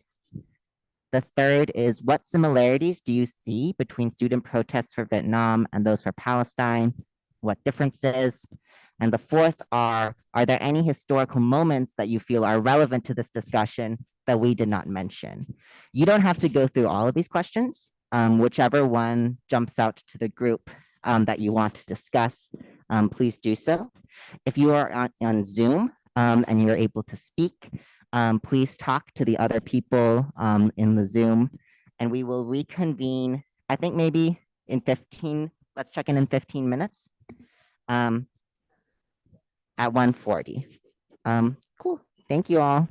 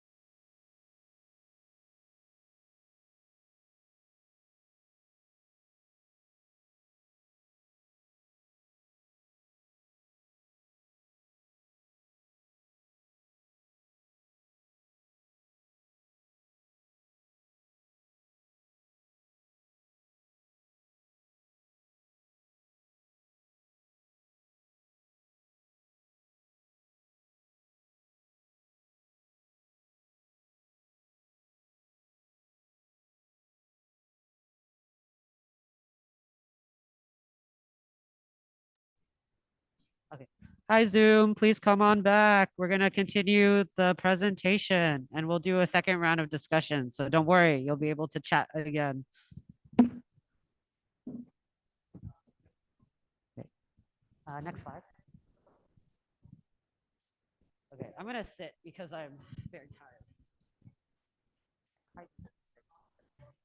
Yeah. All right. Okay. Now the second part will kind of draw comparisons between the anti-Vietnam War student protests to the Palestine student protests in our current moment. Next slide. Okay, so can y'all see this okay? On the left side here, we have a map of the Vietnam War protests from 1963 to 1975. They mark different types. So it's not just student protests. These were rallies, marches, self-immolations, strikes, all sorts. On the right side is a map of school protests for Palestine from October 7th, 2023 to April of this year. Can y'all see that? Okay. Yeah. What kind of things do you notice about it, about these two maps? Yes. Very similar. Yes. Yeah. Anything else? Large urban centers. Exactly. Yes. Right. Divide between rural and urban organizing. Exactly. So this is 50 years apart. Isn't that wild? But yes, exactly. A lot of these protests and actions are still very concentrated in urban areas. Something to note is that the majority of Americans actually live in rural or suburban areas. So we haven't quite reached a really large mass movement just yet across these two periods of time. I'm not going to draw any really succinct analysis from this. I just kind of want to pose a questions like, how is it that we can move student movements beyond just the urban cities and areas? Okay, next slide. Okay, so I kind of heard this from our discussion group, but we can see very numerous similar parallels between the state repression during the anti-Vietnam War student protests and the Palestine Solidarity student protests. We see, in Columbia University, for instance, back in the Vietnam War time, they occupied Hamilton Hall, right? And just this summer, oh, sorry. Okay, we're good to go. Okay. So during the Vietnam War, the Columbia University students had occupied Hamilton Hall. And just over the summer, they occupied it once again and renamed it Hins Hall. But both occupations were met with huge, large swaths of police, right? You can see it on the right side. So the top on the right side is during the Vietnam War occupation. The bottom right is the police response to the Hins Hall occupation. So time and time again, we see that the US state comes in and really cracks down on these student movements that try to connect, in US imperialism and struggles at home to abroad. And this is all in order to preserve the US capitalist system at home and US imperialism and its allies abroad, whether in Asia Pacific during the Vietnam War or in West Asia now. Okay, next slide. And then in both times, we've seen really active student protests against war profiteers' involvement with universities. So in the case of Michigan, Dow Chemical, founded in Michigan in 1897, during the Vietnam War, it was the #1 manufacturer of napalm up until 1969. Napalm, incredibly vile, fiery destruction. Yeah, and if you see a video of napalm being dropped somewhere, it will give you chills. It's terrifying. On the other hand, Boeing has had a relationship, Boeing founded in Seattle, has had a relationship with Israel for over 75 years, right? So Boeing aircrafts, missiles, and bombs have been delivered to Israeli military and used to kill and murder Palestinians. And in both cases, in both time periods, students recognize the relationship that their universities had with these corporations. So in the case of the Dow Chemical student protests, which majorly happened in 1967, and the highest activity in University of Michigan, because that's where Dow Chemical was founded. These protests were super intense, really active, but unfortunately, there was no conclusive evidence that the student protests against Dow had stopped them from manufacturing napalm, and nor did it actually end the recruitment of Dow Chemical on university campuses. So Dow Chemical eventually did lose the bid for the napalm contract for the US, but in 1969, 2 years after the major student protests at University of Michigan. And it stopped producing it afterwards, which might seem like a win. Maybe something had, some of the student movements have brought a win for that. But it's really important to note that the contract was awarded to another company instead. So napalm was actually used in Vietnam up until 1973, so 4 years after Dow Chemical had stopped producing it. But because it kind of seemed like there was a win made, a lot of the student movement kind of dissipated. In the case of Boeing, the UW Liberated Zone called for cutting ties, University of Washington to cut ties with Boeing as one of its key 3 demands. And in the end, the UW refused to cut ties with Boeing. And Boeing monetarily funds the UW. It supports its research and also recruits really heavily from the UW, and unfortunately will continue to. So these are 2 different instances of really strong student movements against corporations tied with universities. Okay, next slide. Has anyone ever heard of a university affiliated research centers before? Yes, okay, some hands. Okay. So there's around 15 universities in the US with a university affiliated research centers. I'll call them UARCs, which essentially means it's a research lab funded and sponsored by the Department of Defense. So that can include things like Army, Navy, Air Force, all the jazz, bad jazz. And one of them is at the University of Washington, the Applied Physics Laboratory, or APL. And this year, the UW APL received $250 million from the Navy. $250 million, right? That is wild. That is a lot of money. During the Vietnam War, as Amoy mentioned before, the UW student protesters targeted the UW APL with some more of the violent actions, destruction, and stuff like that. Something to note is our student Palestine solidarity movements at UW have been focused more on corporations like Boeing, which is something interesting to take note of. I also want to point out at John Hopkins, student-led protests against the UARC, whose APL receives $1 billion every year from the Department of Defense. These students called for an end of the contract with the Department of Defense, but unfortunately, there was no concession made. So I think it's really interesting to point out that student protests have had a lot more focus on corporate divestment as opposed to Department of Defense divestment at this time and also during the Vietnam War. And I think this is something we really need to understand why and investigate further, because it's not just corporate involvement, but it's also the state involvement in these universities. Okay, next slide. So what concessions has the UW given in response to the student protests? So as Amoy mentioned earlier, none of the demands were met, right? From the Vietnam War protests and even the recent liberated zone. But what kind of things has the UW been like, okay, we'll give it to you.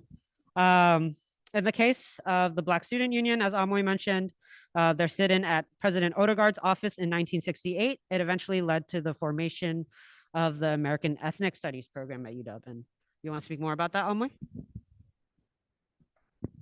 Yeah, in my group, I talked about how I studied American Ethnic Studies at the University of Washington. And frankly, it did help radicalize me because in the classroom, I was able to learn about radical movements and communism, and it did feel like something that was liberatory to me at that time. That being said, I believe there is a specific reason why universities agree to student demands for ethnic studies and Black studies over their demands of divestment. And I believe that is because when the university has these classrooms that teach this history, they are able to have a hand in how history is portrayed. Recently, in response to the United Front Liberated Zone, Anna Marie Kause did not agree to divesting from Boeing, but she did agree to the creation of a group that will one day lead to a Palestinian studies program at the University of Washington, which mirrors what happened when the Black Student Union occupied President Odegaard's office. And I think that we should be aware both of the fact that these programs can be very helpful for students in learning about liberation, and at the same time, the university has a vested interest and are able to benefit monetarily from the creation of these ethnic studies programs. Exactly. That's a really good point. Also from a former American ethnic studies student. Okay. And like Amor already kind of touched on already, the liberated zone, the concessions were predominantly focused around more access and representation for Palestinian students, some grants here and there. And we really do have to question, why is it that universities are willing to give concessions to create a new department, to award scholarships, but really not to cut tie with war profiteers and the Department of Defense, right? Because universities receive a great deal of investments from the military industry and the state. Not only in funding, but also in research and jobs for their students, which lets them, get more students to enroll, to apply, things like that. So overall, materially, the university is very much intertwined with the military industrial complex. Okay. Next slide. Okay, so this is the key difference that we kind of see in these two different time periods, from the Vietnam War to the quote unquote Israel-Hamas war that's happening right now.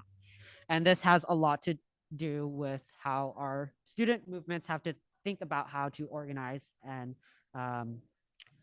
gather mass support. And that key difference is proxy war. Does anyone know what proxy war is? Or have you heard about it before? Yes.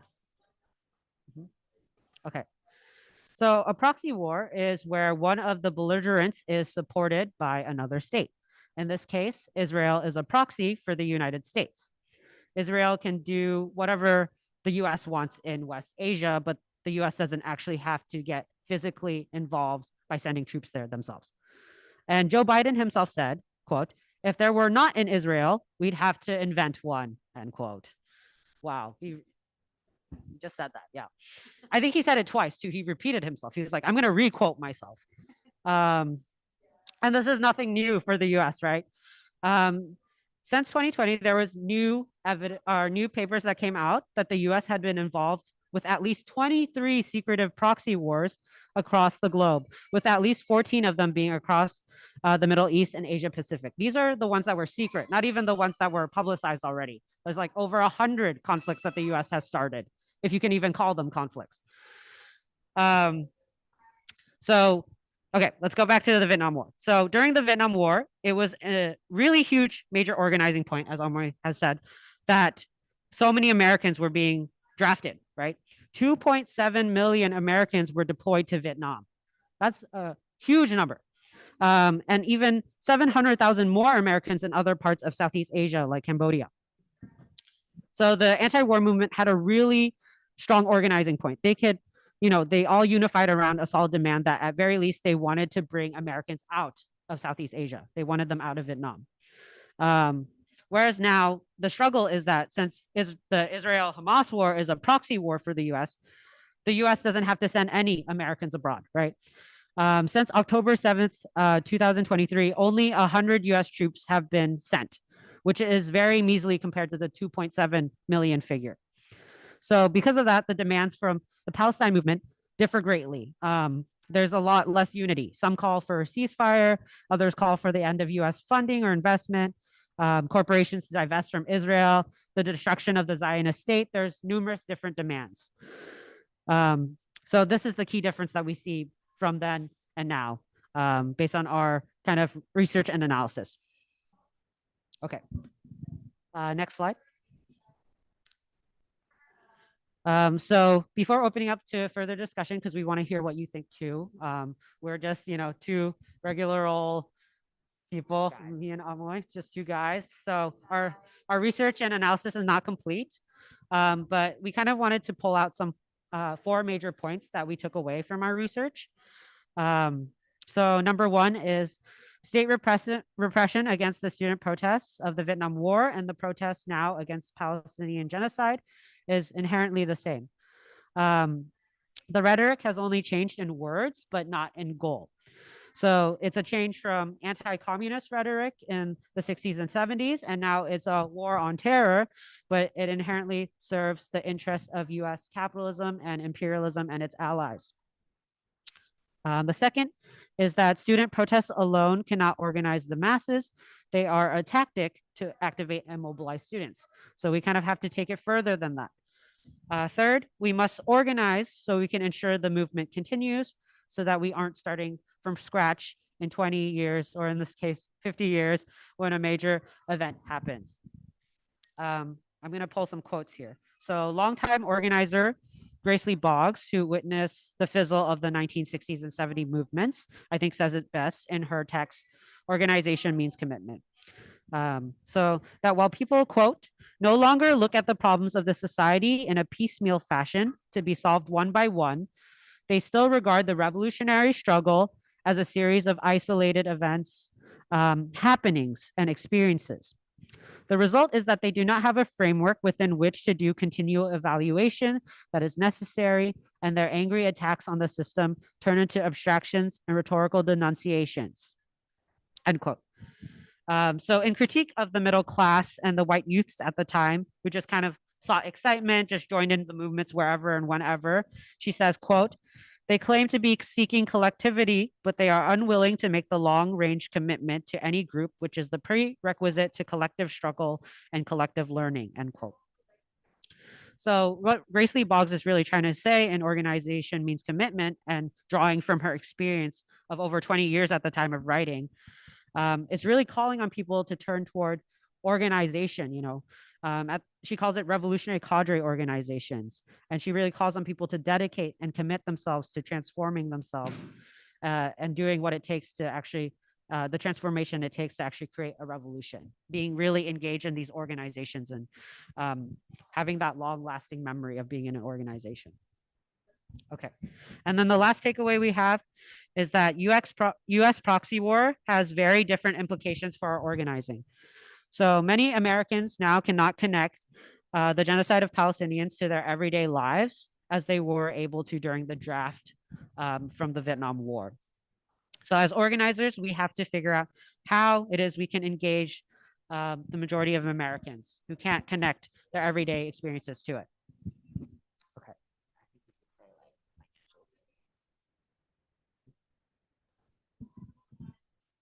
For example, while right now we don't have troops in Israel, we are sending billions of dollars to Israel. And that is the way that we could connect to the masses of people, who see that the schools aren't being fully funded, that their roads are falling apart. We can point to how our tax dollars are going towards this war, and that could be a connecting point with the masses. Because as it was during the Vietnam War, a lot of people did not get organized until they felt a personal tie and investment in the conflict. Yes, exactly. Right. And so since its inception, US has given $156 billion, and every year it's $12 billion, and probably going to be more. And especially with this upcoming election, I don't see that changing, right? Yeah, exactly. Okay. So now let's go into discussion. Next slide. So the questions are, how can we continue our movements beyond the college campus? What are examples of student organizations that engage with the masses beyond students? And the next one is, how can we connect the struggle for a free Palestine to the masses in the United States? So one kind of more focused on student movements, and the next one's just general Americans. All right, and we can go in the same groups we had last time, or actually should we mix it up? Okay, same groups as last time, and online, please discuss as well amongst yourselves, and we'll do it until maybe 2:15, so in 13 minutes, and then we'll close. Okay.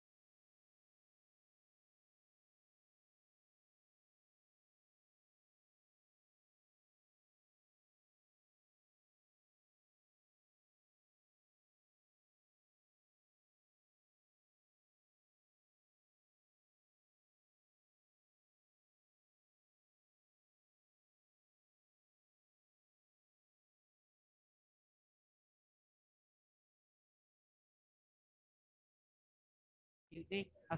Hello, Zoom. Come on back. We have one last announcement to make before we close our presentation and workshop.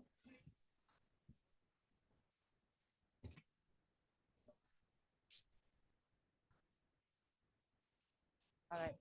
Okay. I don't think we'll have time for closing because everyone's coming back. So let's just do the last. Okay. All right. Hi, everyone. Hello, workshop people. Um, so thank you so much for coming to our workshop. Oh, oh, sure. Thank you so much for coming to our workshop. I just want to shout out, we have a collab event with Resist US-led War, Noduto, and Korea Peace Now. November 14th, 3:30 to 5:30 p.m. PST. It'll be on the documentary War America's Fate, which is made by a South Korean filmmaker. And it's on the creation of US settler colonial imperialist project and also the emerging multipolar world. Really amazing documentary. We'll be following up the screening with a discussion. Please RSVP here at tinyurl.com/waramerica. And we'll send out the location and the Zoom link to those who RSVP. Otherwise, you can connect with us on our website here, Instagram, and email. Yeah, and then we also have a list of sources if you want to just quickly tap through them just to prove that we did research. That's slide 1, 2, 3. Yeah, so if you need a link of sources, if you want to fact check us, you can. Okay, thank you. Nice job.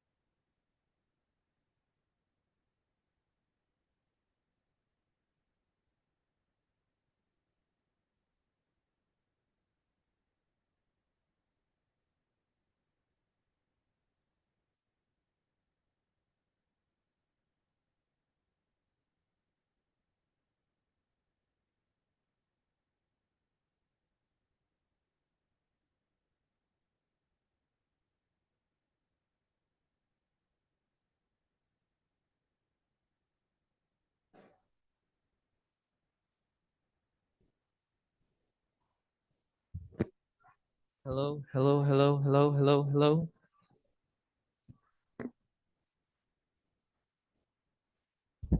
Hello, hello, hello.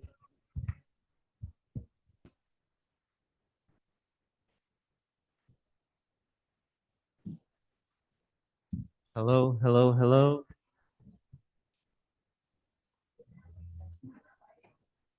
Hello, hello, hello. Hello, hello.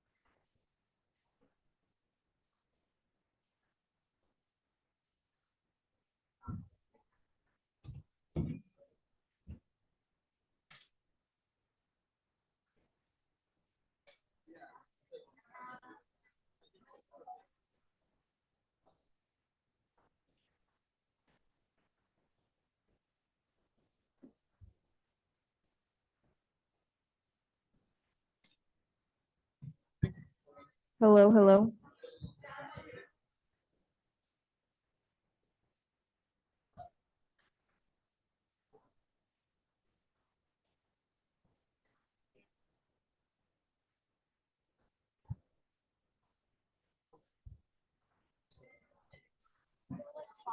I don't want to like interrupt.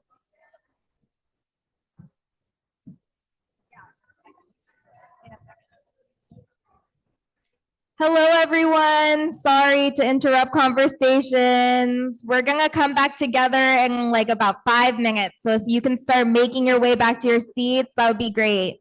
Thank you.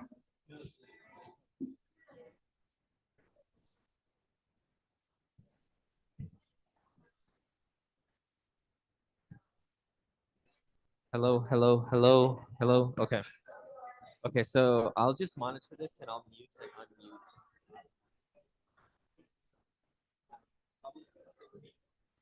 Interpretation for Michael and McDaddy's. Yeah. And then Liz is gonna sit here as the MC.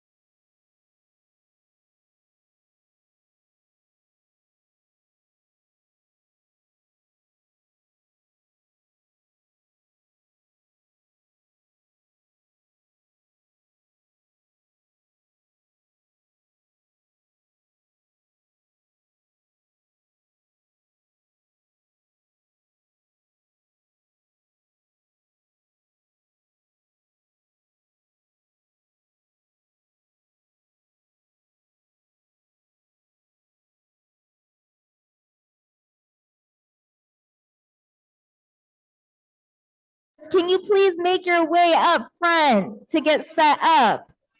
If you are a panelist, please make your way up front.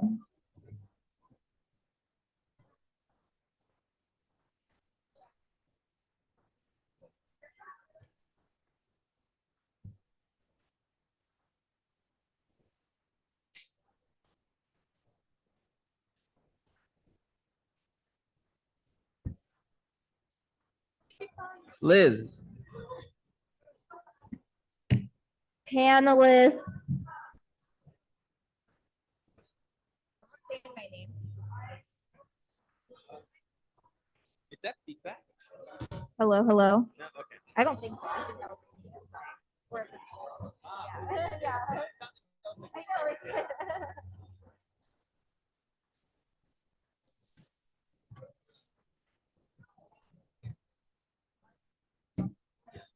I know. Someone is Great. I'm just gonna like pass it over to you. okay.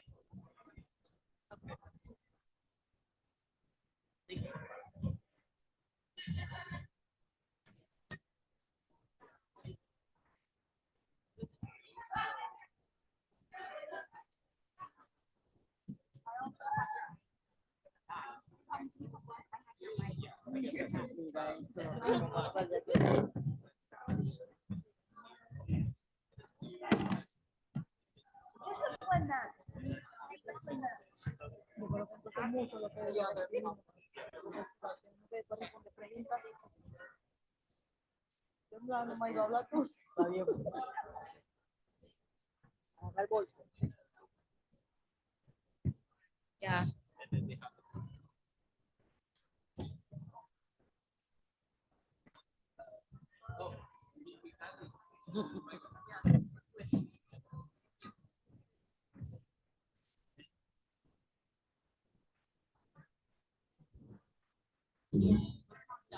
Let's just sit in order. If that'll be easier for my. Yeah. So like first.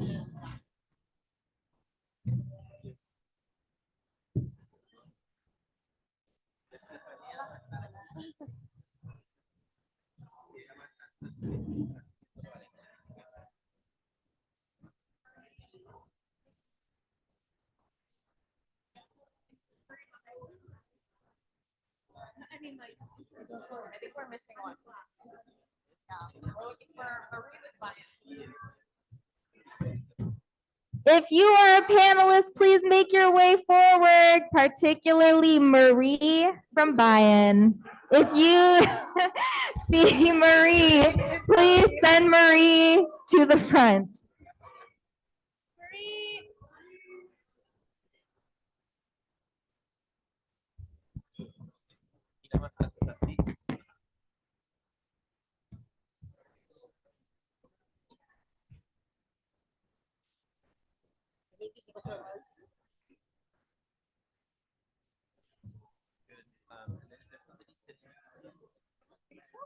Maybe. I can do this. No. Yeah. I don't know which order you're in.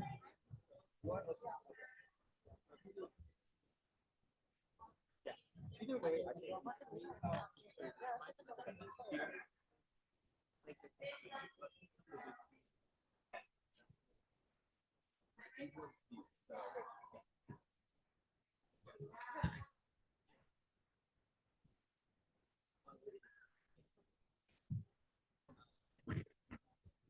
Scott. I'll mess with the volume.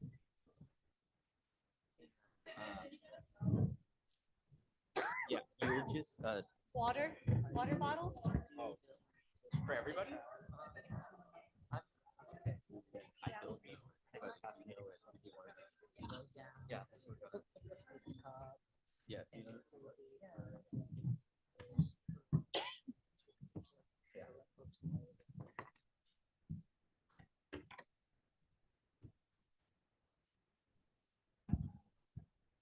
All right, everyone, quick announcement. There are still snacks available outside. So if you did not get enough food, it's on the table to the right.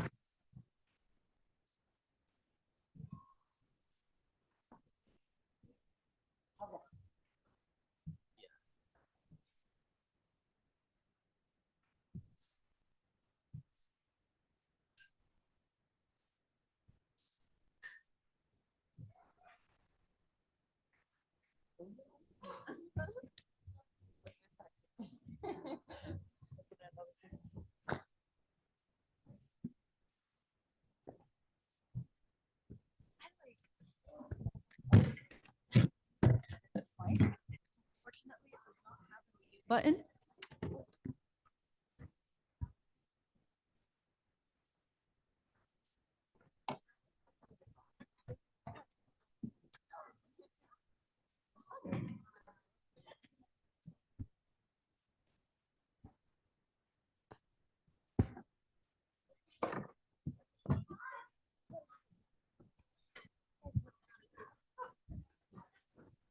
All right, everybody, if we could please get our attention up here and come back together.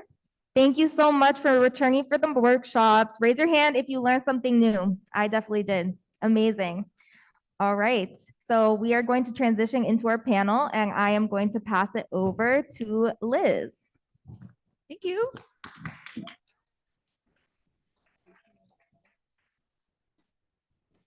Oh yeah, thank you. Hi, my name is Liz. I'm with Anakbay in Seattle, and also I'm the Secretariat of the International League of People Struggle here locally in Seattle. Yeah, thanks all for coming to our People's Platform Assembly today to really gather the people right together to really expose and highlight our solutions and our needs, right? And today's panel will be speaking to different folks, organizing different communities, and we'll be talking about what the issues and conditions we're seeing, and what the people are doing to fight back and really organize their solutions. I'm gonna pass it off to Stefania because we're gonna have some language justice today. So we'll pass it off to Stefania for some guidelines. Hi, everybody. Okay, there's going to be interpretation happening for this session from Spanish to English and English to Spanish. And Pablo over here is going to be doing an amazing job trying to get everyone's words. And so something for the panelists is just to go as slow as you can. And for folks in the audience to help us with signaling. And so if we need to slow down, and there's also going to be a Q&A part. And so this, please apply it for that too. So we need to slow down. The motion for that is this.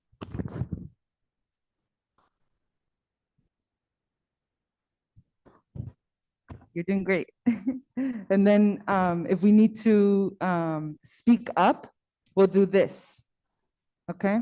And so if you see someone doing this, just repeat it and then everyone will do it. And then that's how we will know. Entonces, un poquito en español, vamos a estar usando esas señales. O sea, si necesitamos que hablen más lento, vamos a hacer así. Y si necesitamos que hablen un poco más alto, vamos a hacer así. Y entonces solo se les pide que hablen un poco lo más lento que puedan para poder hacer la interpretación. Okay, thank you, everyone. Thank you. Okay, so today's panel is going to start off with the first question. Yeah, we're just going to go down the line and introduce each of our panelists here today to really understand, the different communities that we're all coming from. I'll pass it off to Simara for introductions.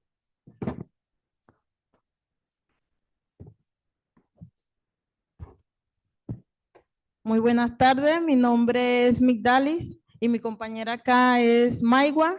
Estamos aquí en representación de 7 mujeres venezolanas, cual conformamos Simara. Hello, everybody. My name is Migdalis, and I'm here with my comrade, Maiwa. And we are here representing 7 Venezuelan women who we together have been cooking in a kitchen in this effort called Cooking with Friendly Hands, Spreading Love. Thank you. I'll pass it off to Sierra. Hello. Hi, everyone. My name is Sierra.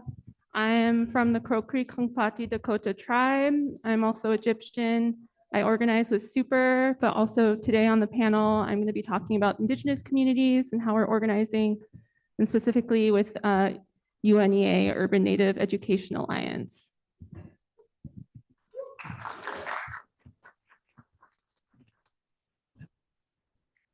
Hey everyone, my name is Imran and I'm a member of Resist US-led War Seattle.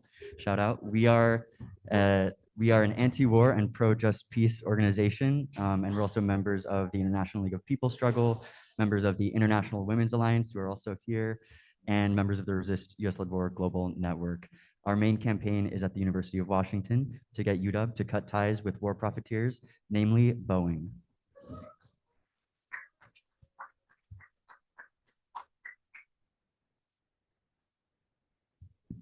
Hello. Hi, everyone. My name is Bisan Barghouti.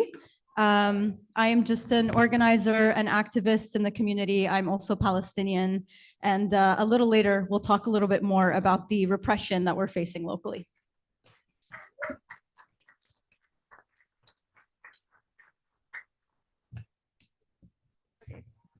Hi, everybody. My name is Marie. I am currently the local regional coordinator for Bayan USA here in Seattle. We are an overseas chapter of Bayan Philippines, which is a comprehensive alliance of progressive Filipino organizations fighting for our national liberation in the Philippines from US imperialism, feudalism, and bureaucrat capitalism towards socialism.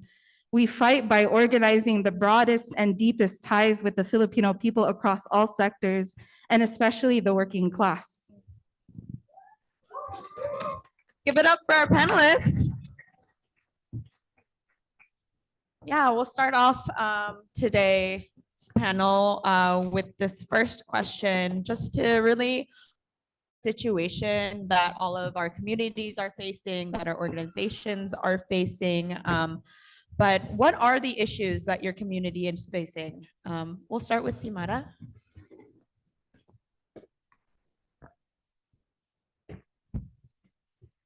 Bueno, las tres más importantes son, la primera es la necesidad más grande que tiene nuestra comunidad en este momento, es la vivienda, ya que muchas de estas familias se encuentran viviendo en refugios, en carpas o en hoteles.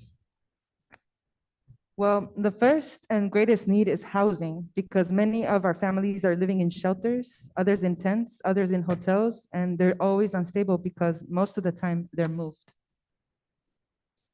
Y siempre están inestables porque la mayoría de las veces los están moviendo. And yeah, that's very unstable situation because of being removed. La segunda es el permiso de trabajo, ya que sin un permiso de trabajo es muy difícil trabajar, poder alquilar una vivienda y tener un asilo también. The second is a work permit. Since without a work permit, it's very difficult to work, to be able to rent a house and a home to live. Y la tercera es el médico, ya que muchas personas no cuentan con el seguro médico y se les hace muy difícil, ya que aquí los médicos, las consultas son muy costosas.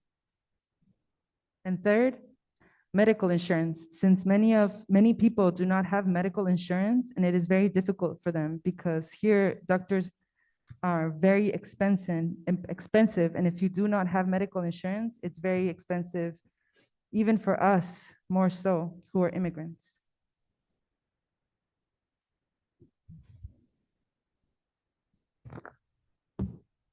Thank you so much. Yeah, it's really the basic needs that we are, that the state is not providing for us. But yeah, I think we'll pass it off to Sarah to talk more about education too.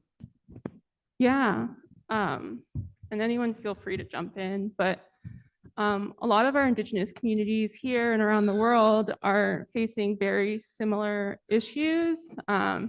Native people here on Turtle Island are still facing like ongoing genocide, and specifically in Seattle, something we've been dealing with is the removal of Native students in the Seattle public school system. There's a school called Licton Springs that was specifically focused and geared towards Native students. It included cultural practices, Indigenous knowledge ways, and I don't know if everyone knows, but Seattle public schools cut 20 public schools, and then they cut it down to 5, and Licton Springs is one of them. And so these Native students are still being displaced today. So displacement happened, then, and we've been moved from our traditional homelands. And then when we're trying to get the education that we deserve, we're being moved again. And so this is definitely like education is ingrained into Indigenous communities, and not having access to that is erasure. And yeah. Yeah, no, definitely. I think, right, education is so important to our culture and to, yeah, the development of people. So yeah, really just seeing the ways that the genocide is even ongoing for Native folks in the States. But yeah, I'll pass it off to, yeah, Imran to talk more about neoliberal education. Yeah, thank you, Sarah. With our campaign at the University of Washington, a lot of Resist here in Seattle was actually formed out of research into how these weapons profiteers are hijacking our higher education institutions. And so that's why Resist Seattle was formed here against Boeing, which is the University of Washington's quote unquote best friend, which has a deep and long history, right? But we didn't really know just how bad things were with Boeing's involvement at UW until we started our campaign work and started going out into the university, tabling and talking to students and workers, hosting educational discussions and hearing from people's conditions, that we heard just how much our higher education and our public institutions have really been co-opted to serve the weapons industry and war profiteers.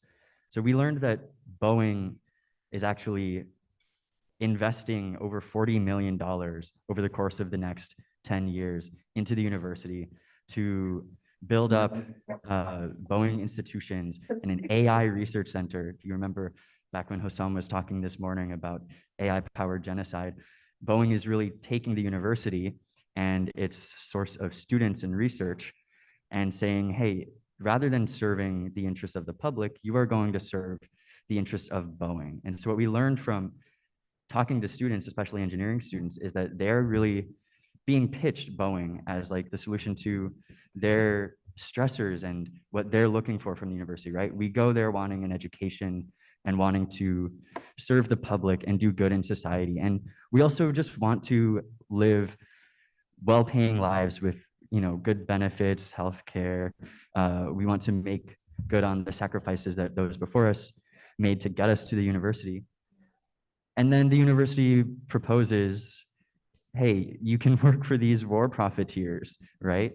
And we'll pay for part of your tuition. The university actually does that. It's part of their Boeing Advanced Hiring Initiative, where they will pay for your tuition for your last 2 years, so long as they lock you into a contract working for Boeing and working for these war profiteers for 3 years afterwards. And so we see like students and workers at the university being really stressed about tuition. They're stressed about their working conditions. We know that academic workers are not being paid a living wage.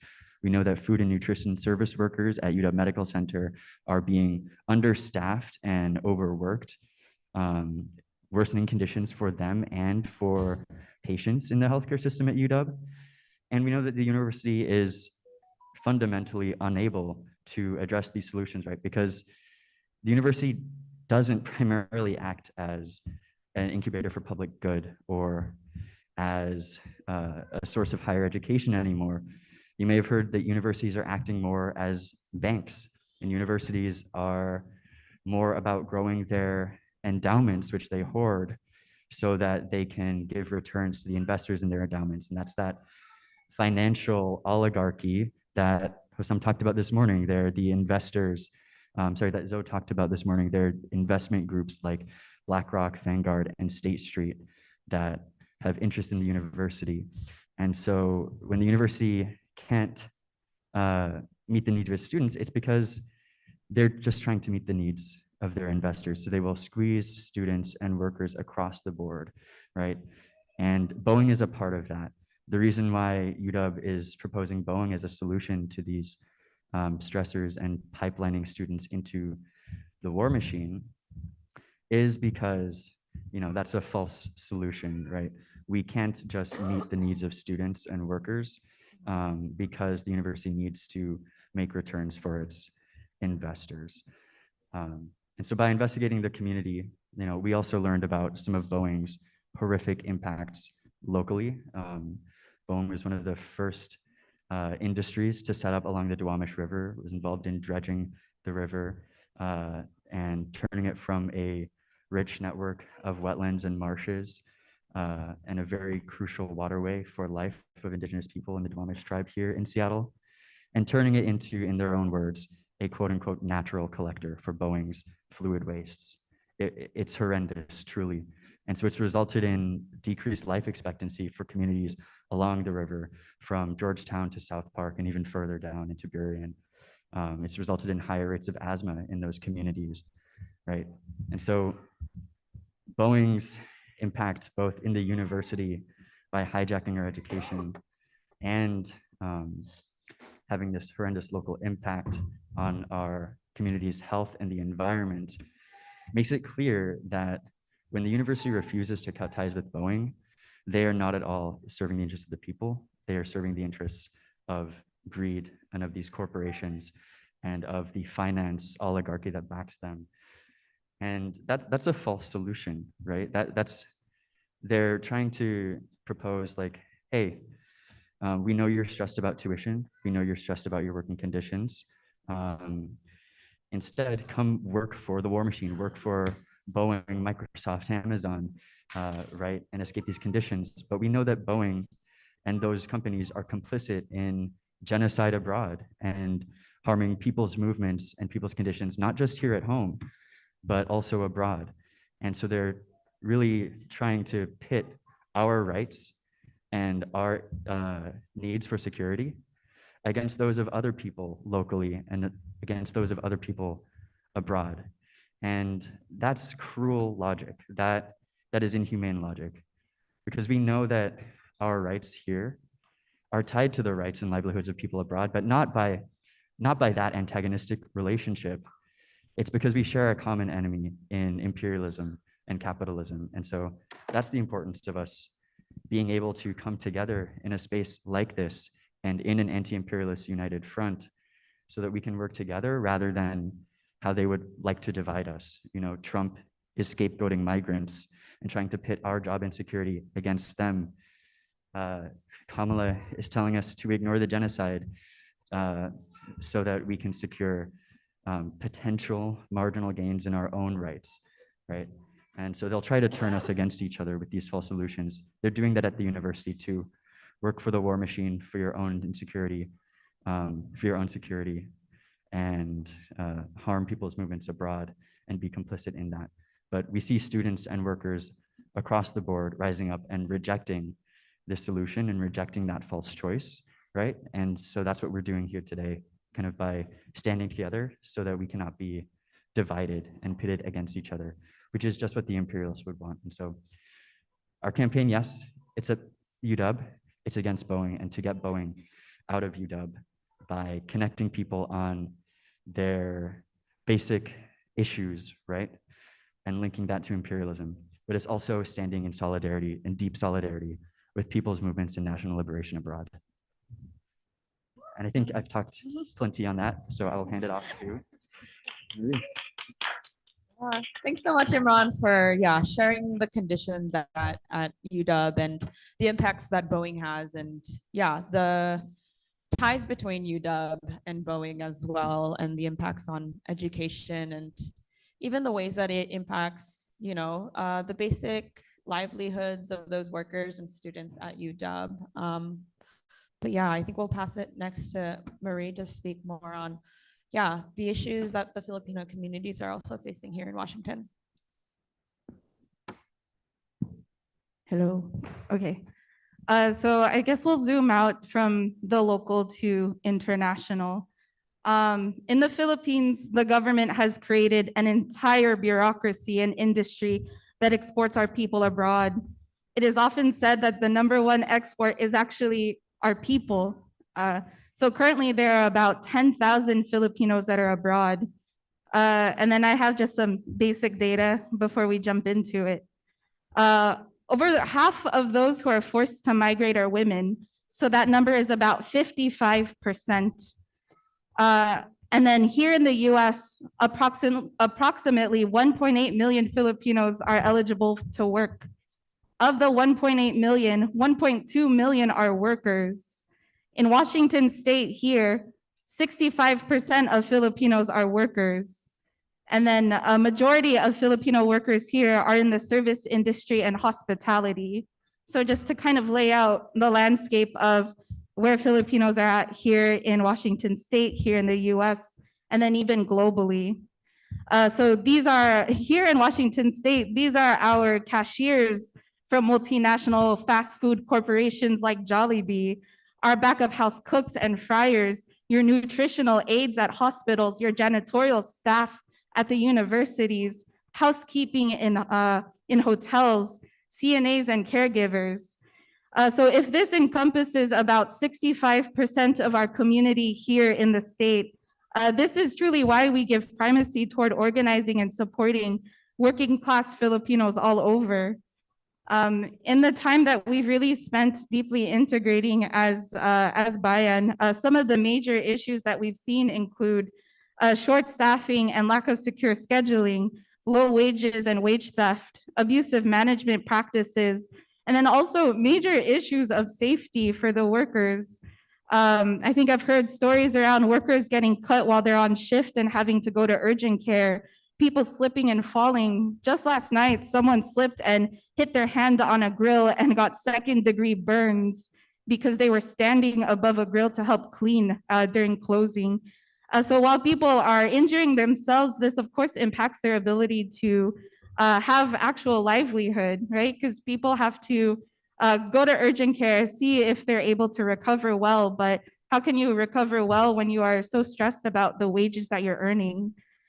So this is really why all of our different organizations like Anak Bayan, Gabriela, and Migrante have been deeply integrating with workers over the last few years to really understand and support the different issues and also tie these very basic economic struggles to the overall political conditions in the Philippines.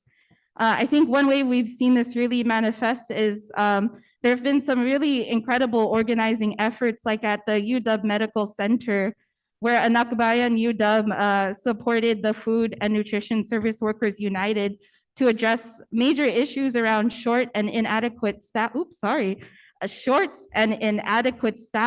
due to neoliberal schemes like Mission Forward, which allows UW Medical Center to continue squeezing profits from workers while cutting labor spending.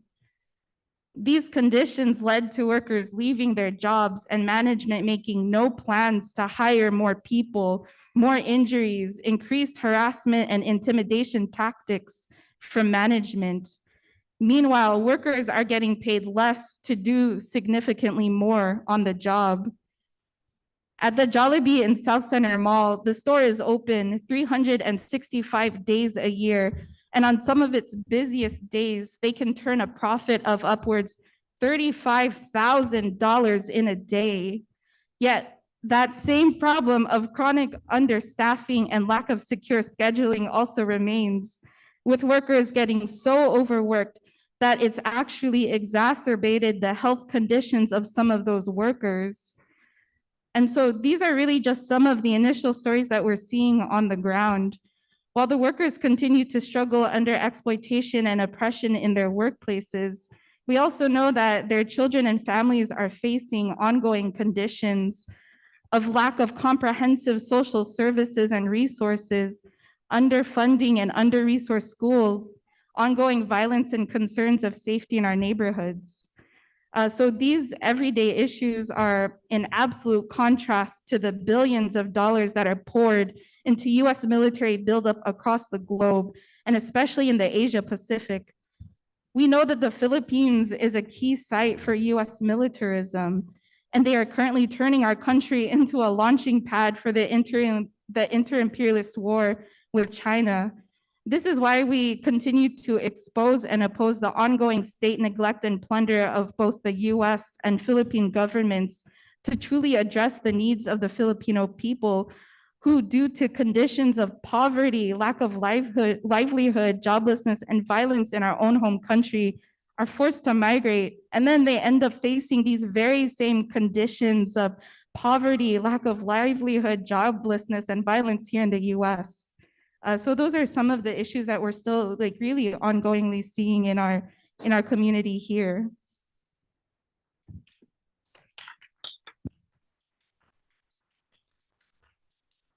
So much, Marie, for sharing the conditions that continue to worsen. And we know that even as our conditions worsen, right, these politicians profit from our worsening conditions. And we see that when we do stand up and fight back to better our conditions and organize towards our solutions, we see that repression also is ever heightening.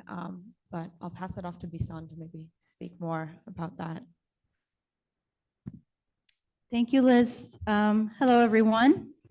Thank you for being here. I'm also incredibly grateful to be sharing the table here with these incredibly brilliant panelists. And hopefully we're all taking this time to kind of deepen our collective understanding of why, even on an international scale, a free Palestine is still tied to the affordability of milk and eggs here in US empire in the belly of the beast. And that's an incredibly important connection to make to understand who our enemy actually is. So right now, my people in Palestine are facing an ongoing genocide.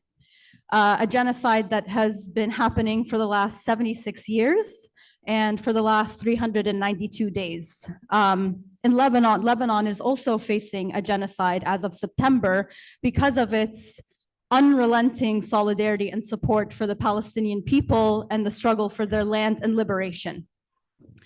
Right now, in the north of the Gaza Strip, the Israeli entity has essentially besieged the north of Gaza, not letting a single ounce or a drop of water enter the northern strip. And there are over hundreds of thousands of people who are refusing to leave and who are tied to their land, tied to their loved ones and their homes, and they are being executed at will. And they are being separated from their families, are being separated into men, women, and children. Many of these family members are being executed like in the field, and then they're being told to kind of march south on a given route, and they're supposed to kind of pass many checkpoints in order to get to the southern Gaza Strip. And many times what happens is when Palestinians get to these checkpoints, they're murdered, they're shot in their feet, they're split from their families. And so Palestinians in northern Gaza are literally living a nightmare right now. It's hard to imagine, it's hard to talk about it, it's hard to imagine that what I'm saying is actually happening on the ground. And then on the other hand, you have the Palestinian resistance, who has also been resisting occupation and ethnic cleansing for over 100 years.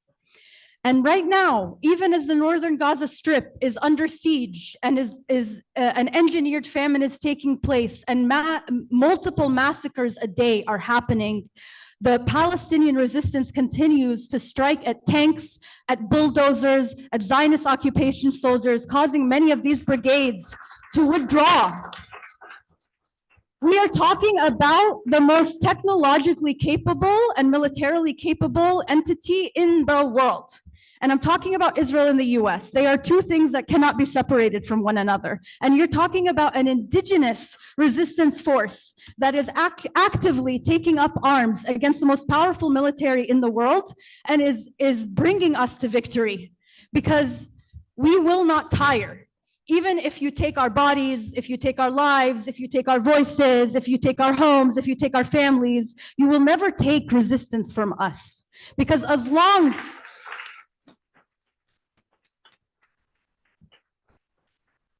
as this repression and oppression exists, the people will want to get out of it. It's very natural human behavior. It's very natural to want your freedom, to be able to decide how you're going to live your life and how you're going to move through this world. And our people have also been exposing international institutions. So we know the farce and the illusion of the United Nations and what it is to the world. And frankly, this last year has truly exposed the clownish international human rights mechanisms that only exist to actually serve the interests of the ruling elites, meaning it's serving the interests of multinational corporations, it's serving the interests of politicians in the West, it's serving the interests of all those who are tied and incentivized to keep the masses of the world poor and oppressed in order to remain in power and imperialist. The US has actually sanctioned over a third of the world, meaning they are trying to take away the world's ability itself to actually live a life on its own terms in order to like cultivate the land that we have, the resources that we have. We don't have the right to create institutions that actually better our lives and our circumstances. And this is not very different from where we're living here. I mean, Palestinians in the United States, Palestinians in Washington State also come from the diaspora of Palestine, right? And we're also dealing with issues that this two-party system and this these laws that we're living under do not address. They're not designed to address our issues. And so the sanctions on 1/3 of the world are of course supported by both parties in this two-party system. Genocide that is being waged against Lebanon and Palestine, of course it's supported by both sides of our two-party system. The media and even our nonprofit and NGO structure here in the United States, it's actually taking away the revolution from revolutionary practice. It takes away the understanding that armed struggle and the understanding that resistance is actually an incredibly crucial piece of working and moving towards liberation. So, sorry, I am talking for so long. The US is going to do its very best. The West is going to do its very best to repress us. We are already seeing so much of this happen already, and things are going to get much worse as we see empire die. And so it has these foreign terrorist organization lists, right? That it puts these kind of entities or organizations on. But what are these organizations actually represent? They represent an antagonistic interest to US empire. They represent the people's interests. They represent people's struggles. They represent the actual interests of a liberated world that we are all looking forward to seeing. And so those people get put on a terrorist list. And a local organization here, some of us were organizing with Samidun, the Palestinian Prisoner Solidarity Network. I'm sure many of you know, we are no longer allowed to organize with Samidun, the Palestinian Prisoner Solidarity Network, because they have put Samidun on this terrorist list. Shame. And we know that they claim that Samidun is a funder of the PFLP. We know these claims are nonsense. We know that words matter. We know that organizing matters. We know that they are saying, ouch, that they are scared. They are saying, you cannot publicly support the Palestinian resistance, the Palestinian prisoners, and the Palestinian struggle, because that is against the interest of imperialism and colonialism worldwide. And so it is a badge of honor.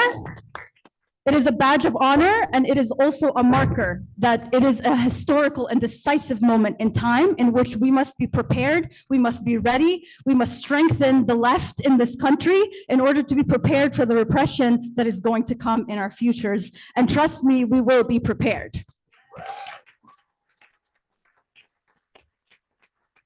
Sorry for talking so long. Thank you so much, Lisan, for speaking and sharing the conditions that, our communities are facing, right? Because when we organize and really unite together to try and solve our issues, right? Address our problems, we see the ways that these politicians and this electoral system is designed to repress, because we know that our organizations and our solutions are working, right? We are organizing to address our problems, organizing to solve them. And so, yeah, thanks all for sharing all of those conditions that we are facing. I want to move us into our second question to really deepen this conversation. But the next question is, yeah, what are our organizations doing to really address our problems and to fight back and to really organize the solutions that we want to see, right? Because we know that in this electoral system and in this electoral period, that neither party are really addressing our issues at the root. And so I want to pass it off to Simara to talk more about what your organization is doing.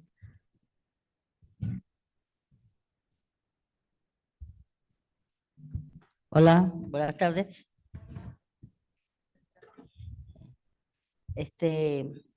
Bueno, nosotros como grupo organizado Simara, nosotros nos encargamos todos los lunes de brindarle el apoyo a todas las personas que se encuentran en condición de emigrante, en condición de asignado, como quien dice, en hoteles, en carpas, en refugios. Nosotros le brindamos. So what we're doing right now is every Monday we get together to cook for all the people that are living in hotels or in shelters or otherwise spread out during this, which we're calling a migrant crisis.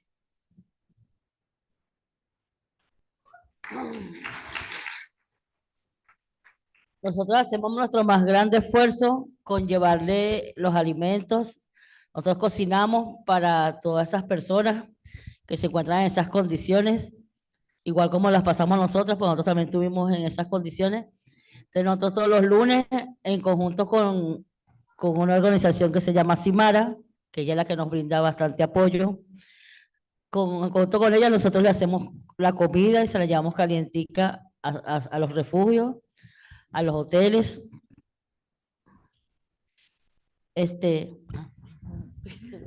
So what we're doing is we're getting together to cook for all the folks that are living in these conditions, because we have been in those conditions before. And we're doing this with the support of CIMARA, which stands for, it's an acronym in Spanish, but it stands for Cooking with Friendly Hands, Spreading Love. La organización llamada IMA es la que nos brinda el apoyo todos los lunes para llevar las comidas sanas, ya que como están viviendo en esos momentos no tienen cómo comerse una comida calientita. Nosotros le llevamos comida a 250 personas.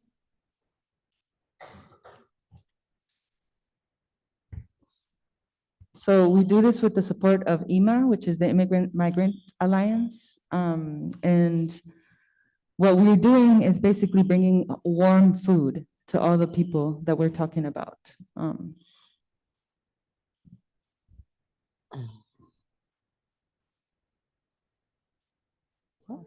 And so far we have cooked, we cook an average of 250 meals a day. Pero si queremos compartir que Simara en colaboración con IMA nos pusimos juntos en una reunión que se llama Voces de Migrantes el 21 de octubre. Tuvimos muchas organizaciones presentes. So recently we organized a big event on October 21st with Simara. And this was an event meant to bring together the voices of a lot of immigrant folks facing similar things. Incluyendo Familias Unidas por Justicia, trabajadoras de nutrición alimentaria. So some of the organizations that were present were Familias Unidas por la Justicia, which is a migrant organization, union, a farm worker union here in Washington State. Alimentaria, Unidos, la Resistencia, Sindicato de Conductores, Trabajadores de Hollywood, Unidos 6, Movimiento Angoleño Congolese. And so some of the other organizations were the United Food Nutrition Workers, La Resistencia, the Drivers Union, Jollibee Workers, the United Six, and the Angolan Congolese Movement.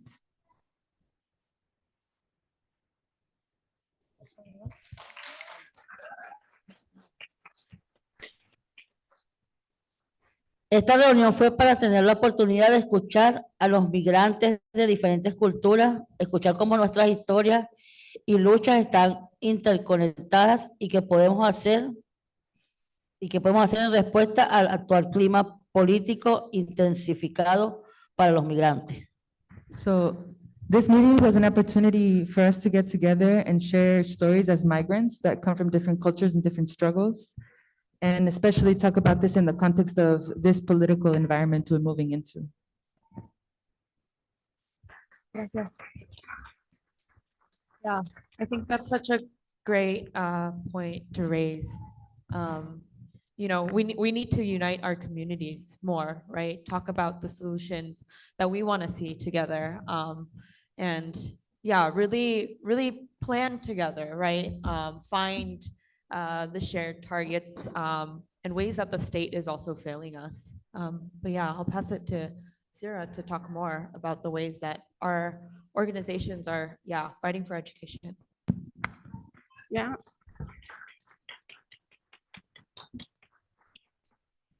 Thank you. So I want to ask a question to the audience. A raise of hands, who has heard a land acknowledgement like in your school? Yeah, like what do y'all think, like what does that mean? Like what does a land acknowledgement mean? Yeah, go ahead. Nothing? Land back now, yeah. I think like since the enhanced genocide in Gaza, a lot of the things I've been imagining is like imagining the Zionist entity building schools and speaking Hebrew and doing land acknowledgements, and like how horrible that is.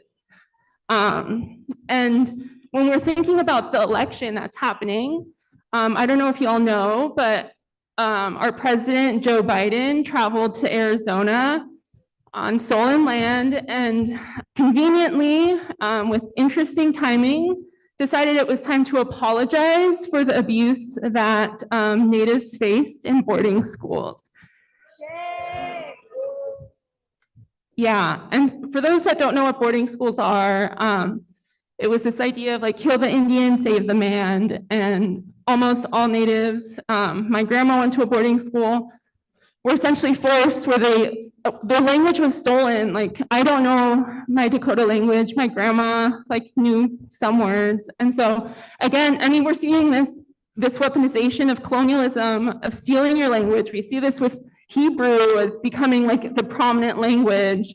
Same thing with English. And so horrible things happen in these schools, rape, torture, stealing our culture. And it's disgusting that Biden thought that he can use this weeks before the election to try and sway Native voters. But we saw that Native Indigenous people were standing with Palestine and knew that this was a facade.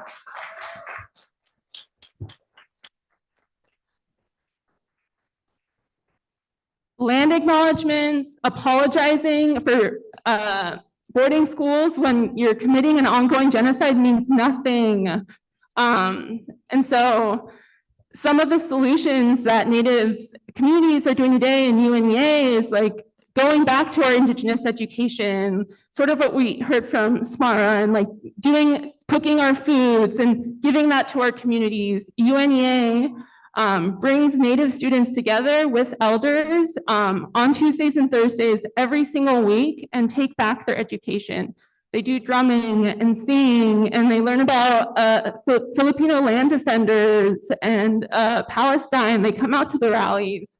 And so it's, again, taking back our Indigenous ways, learning from everyone, not being like spoken like in a lecture way in our normal school system, in our Western system. And so this is one way that Native communities are fighting back and going to powwows and that we see here. And then also something that Hassan said really resonated with me, talking about our resistance fighters.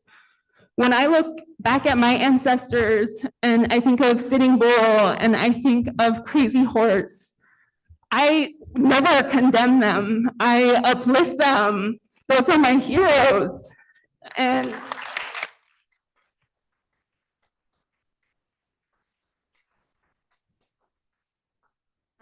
sorry, it's making me emotional, but those are my heroes. Just like, yeah, Sinwar is my hero.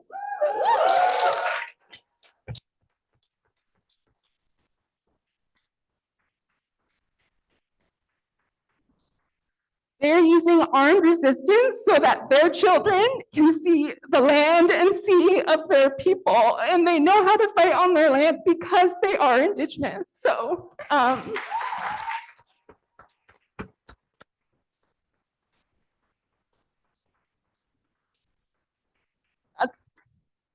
weaving in culture and fighting through armed resistance are ways that our Indigenous communities all around the world are fighting against imperialism. We don't care about the two-party system. We don't care about land acknowledgements. We care about our people. We care about our children seeing a better world.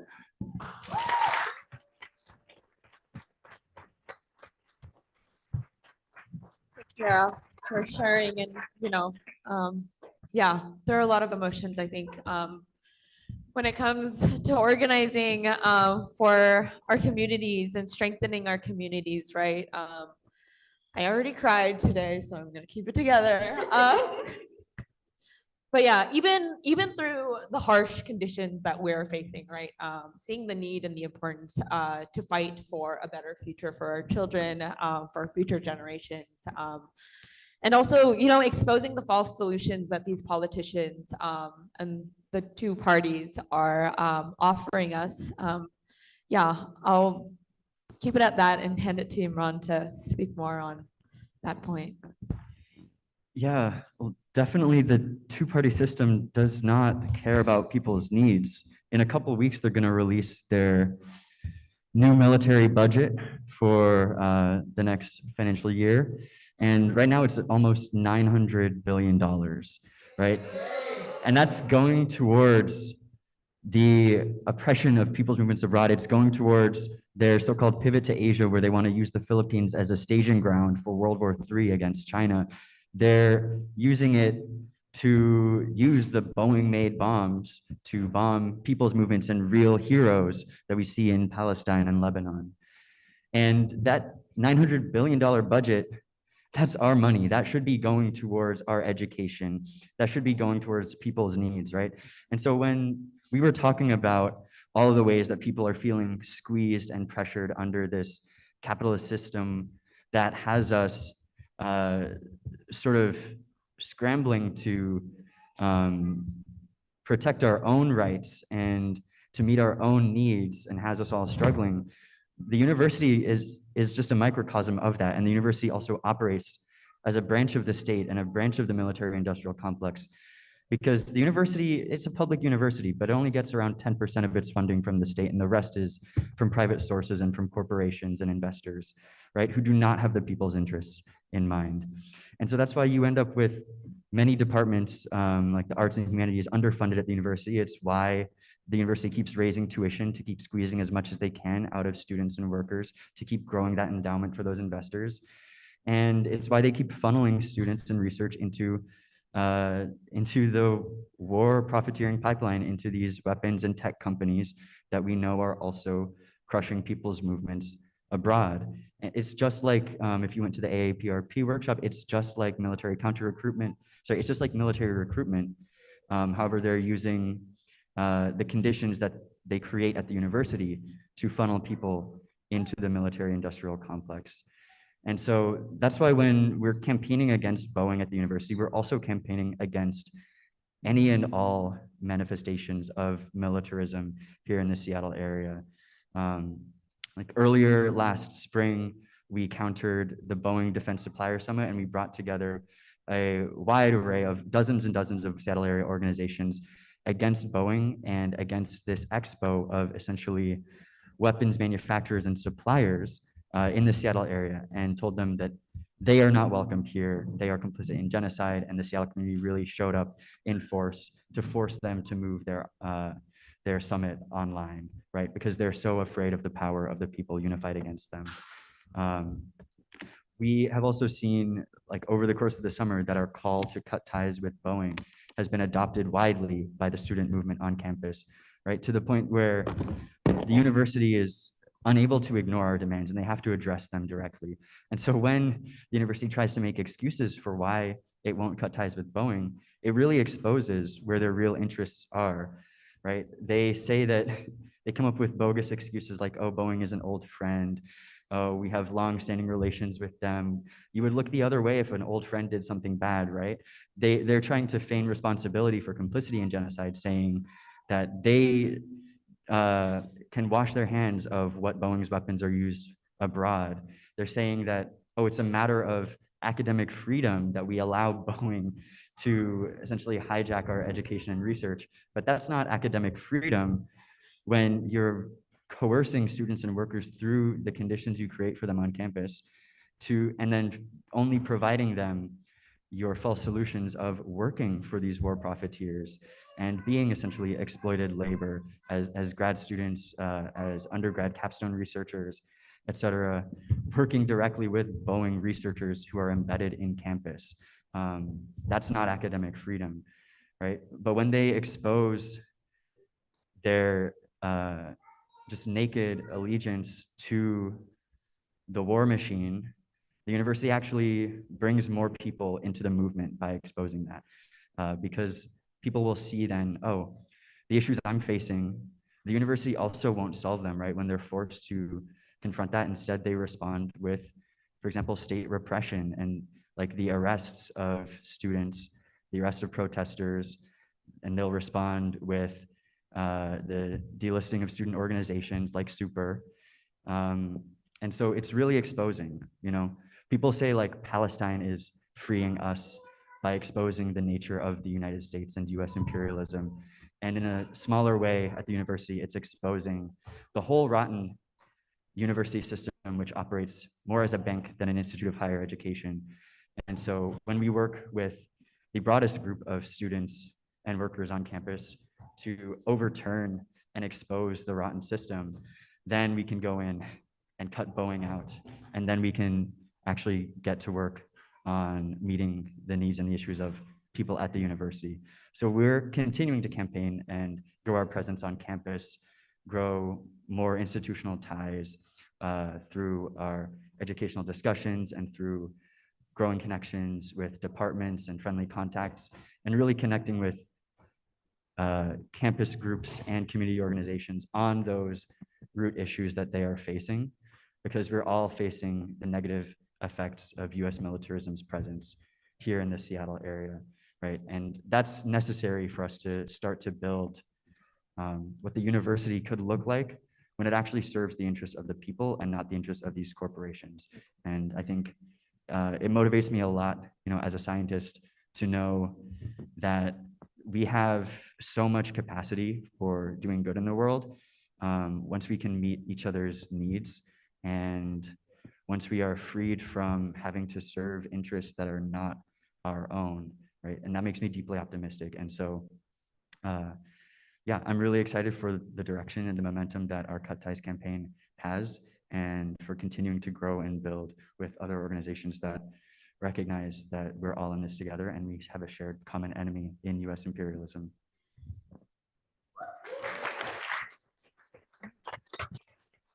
Ron, for sharing.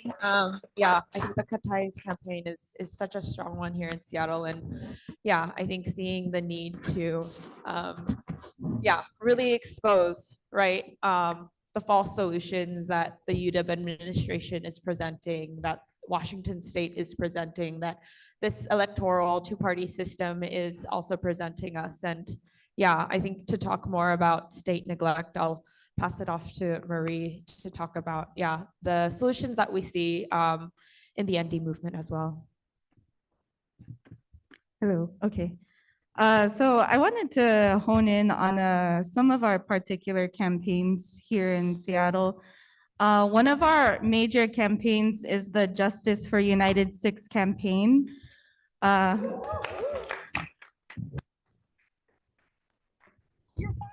it's just the chair. Whew, okay, so we've been waging this campaign since January this year to really highlight not just the abysmal conditions that the United Six faced, but to really demand accountability and responsibility from the US and Philippine governments in the trafficking and exploitation of the United Six and their fellow fishermen. The United Six were abandoned off the coast of Westport, Washington just last year, along with 16 other Filipino fishermen from September to December 2023, with limited access to communications, increased debt accrual while not receiving any wages whatsoever, and denial for their frequent requests and demands to be repatriated back to the Philippines, especially when some of them were also undergoing personal family struggles.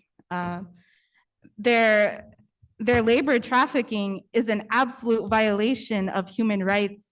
And the fact that they've yet to receive justice for this is an absolute shame to both governments for their failure to really protect our workers. What we're seeing is that the United Six continue to fight for their rights and welfare. And as we're continuing to wage this campaign, it's also inspiring more workers to really rise up against their exploiters and fight back.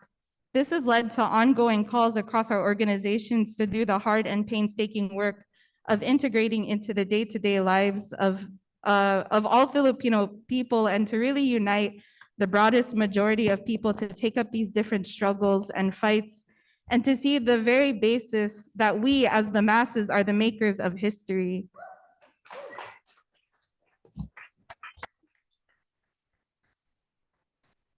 And while people are fighting for their basic rights, we connect these basic democratic demands to larger political demands for the people to rise up and really, I keep saying demand for our own freedom and sovereignty from foreign oppression. This is why our major campaign for Bayan amidst an ever worsening crisis is for the US out of the Philippines.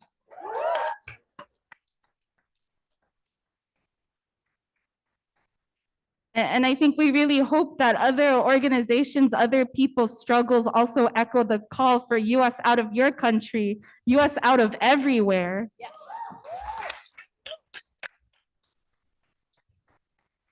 So what this really looks like is continuing to do things like call for justice for Jennifer Laude, who 10 years after her murder, we've yet to see justice for her.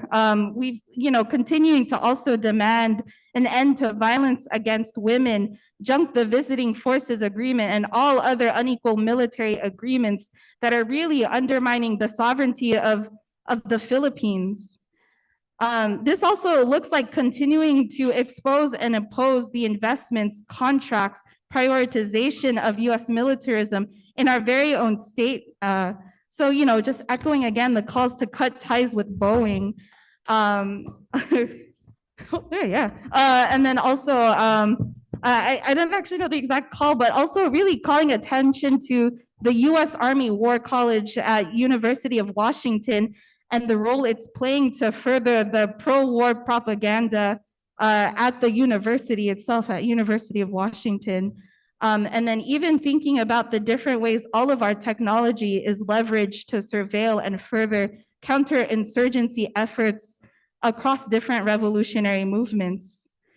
I'll start to wrap up, but something that I really want to emphasize is that the National Democratic Movement of the Philippines holds the most comprehensive and democratic demands of all sectors of Philippine society. So that really also includes us here that are overseas due to forced migration. And what that means for us is that the true solutions for the Filipino masses are not found in the policies and perspectives of people like the Democratic or Republican parties, the legislators or figureheads and politicians like Marcos and Duterte in the Philippines back home, who are just representing the same exploiting classes, but it's actually in the people rising up against our exploitation and oppression to demand better rights, welfare, and livelihood. The last thing I'll add is I'd be remiss to not share that there is an ongoing lively revolutionary movement still happening in the Philippines that is over 50 years old. And especially in the countryside where people are facing the worst of neoliberalism, the New People's Army is forging ahead to genuinely liberate the Philippines. So to really echo, the call to see the people's struggles as the neoliberal crisis continues to worsen, we're seeing that the people have no choice but to decisively rise up.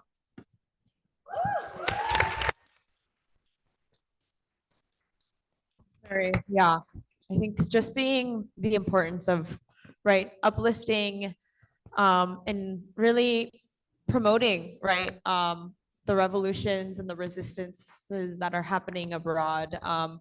Because as people who live in the United States, right, we live in the country that is really creating the oppression and the imperialism abroad. And so really seeing the need for us as people who are living under the system to expose and to uplift the resistances happening abroad so that, we can strongly unite towards a common enemy. But I'll pass it off to Bisan to close us out. Yes, I think the one of the main points of this panel really is get the US the hell out of our homes. Get the US the hell out of everywhere. And that's a really important thing to understand, because the opposite of unity and collective power is isolation. And isolation is an incredibly sinister tool of oppression. It's actually one of the best tools of oppression. And I think it's really important for all of us to understand that, particularly in this very decisive historical moment. And we really should be seeing it this way, because look at, for example, October 7th. A historical event that changed the world, but then also showed us that the collective power of the region can mobilize in order to bring liberation around. So it's not just the Palestinian resistance on the ground, it's our brothers and sisters in Hezbollah, in Ansar Allah, in Iran, in Syria, and Iraq that have all joined forces and decided we will not be isolated. You will not isolate us from one another. We are all under the thumb of the same empire that is oppressing all of us. Yes, our oppression manifests differently, but our root cause remains the same. And so one of the most important tools they use against us is to isolate us from one another, is to keep us from understanding that the root causes are the same, is to keep us from understanding that when we unite together and we collectivize our power, we actually can change the world. The masses can decide what our world looks like. And so, the banning, the terror tagging of Samidun as an organization is basically saying one thing: we're trying to isolate you, we're trying to isolate the international community, we're isolating the diaspora from the resistance and from our prisoners and from our people who are steadfast on the land, and that is absolutely not going to happen.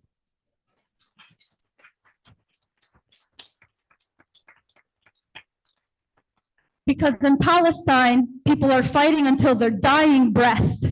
Because Yahya Sinwar died with his arm blown off and continuing to throw a stick at the Zionist enemy just moments before his last breath. So yes, until our last breath, until they lock us up, until the day we die, until the day they bomb us, we will keep saying we support the resistance, we support our liberation, and we support our heroes in Hamas and Hezbollah and Ansar Allah. Till the day we die, the world will know who our heroes are and how strong we are when we come together. And free Palestine from the river to the sea.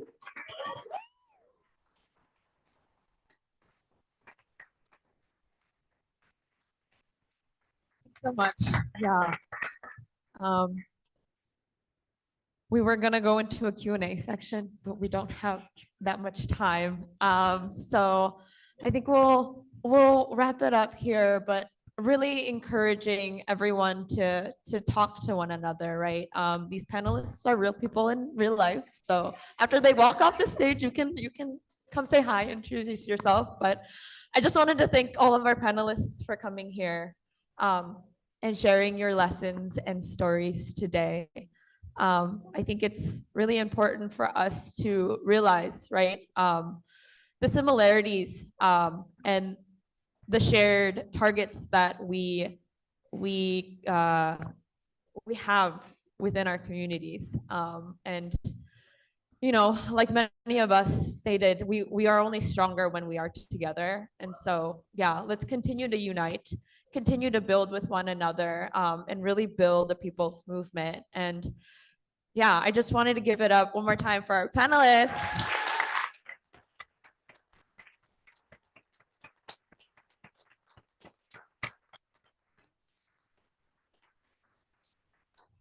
Really also wanting to encourage every one of you all who showed up today to talk to one another, take these lessons and stories back to your communities, build with one another, bring your friends out, your families, you know, talk to them about the issues that they're seeing in their communities, right? The issues that we're seeing, that we're facing, that we are day in and day out struggling from. And yeah, let's unite together, organize together towards the solutions that we want to see and really make our voices heard.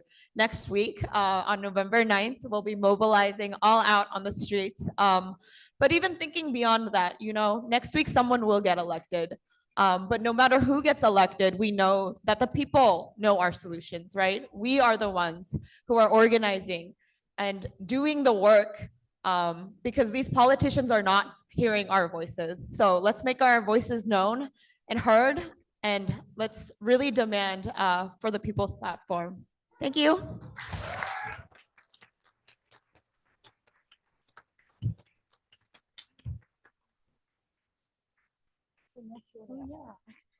Okay, yeah, we have an announcement from Estefania.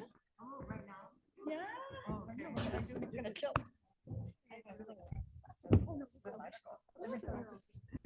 Okay, I didn't know it was gonna happen now, but okay, everyone should know that tonight,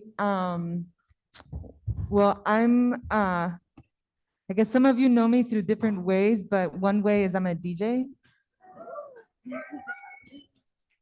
And I'll say this because I think it's a good context, but you know, it kind of happened accidentally that I started to play music in an official way like that. But the first time that I was throwing parties, it was practically to bring together my organizing community and bring them into a space where we can express our joy and dance and kind of somatically release through our bodies, right? And so tonight,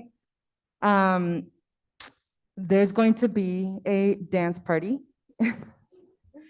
at the Orient Express. I don't know if anyone has ever been there before, but it's a refurbished train. There will be an air filter, and we will have masks for folks if you need one, but please bring your masks as well. But yes, I wanted to make this announcement because this is the official after party of the assembly.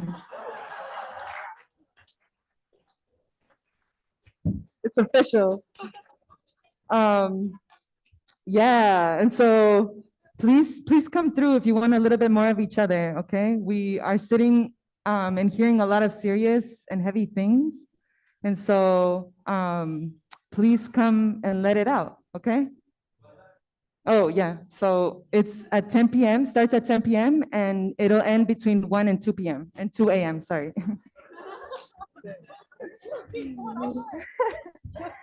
Okay, thank you for making space for that announcement. Yes, thank you. Para los que hablan español, hay fiesta y noche, es noche de cumbia. The genre of music is cumbia. And if you haven't danced that before, please look it up.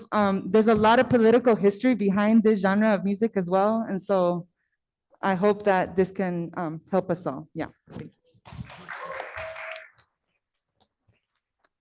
I also hear that we're going into a 5-minute break. Yeah? Yeah, okay. Thank you.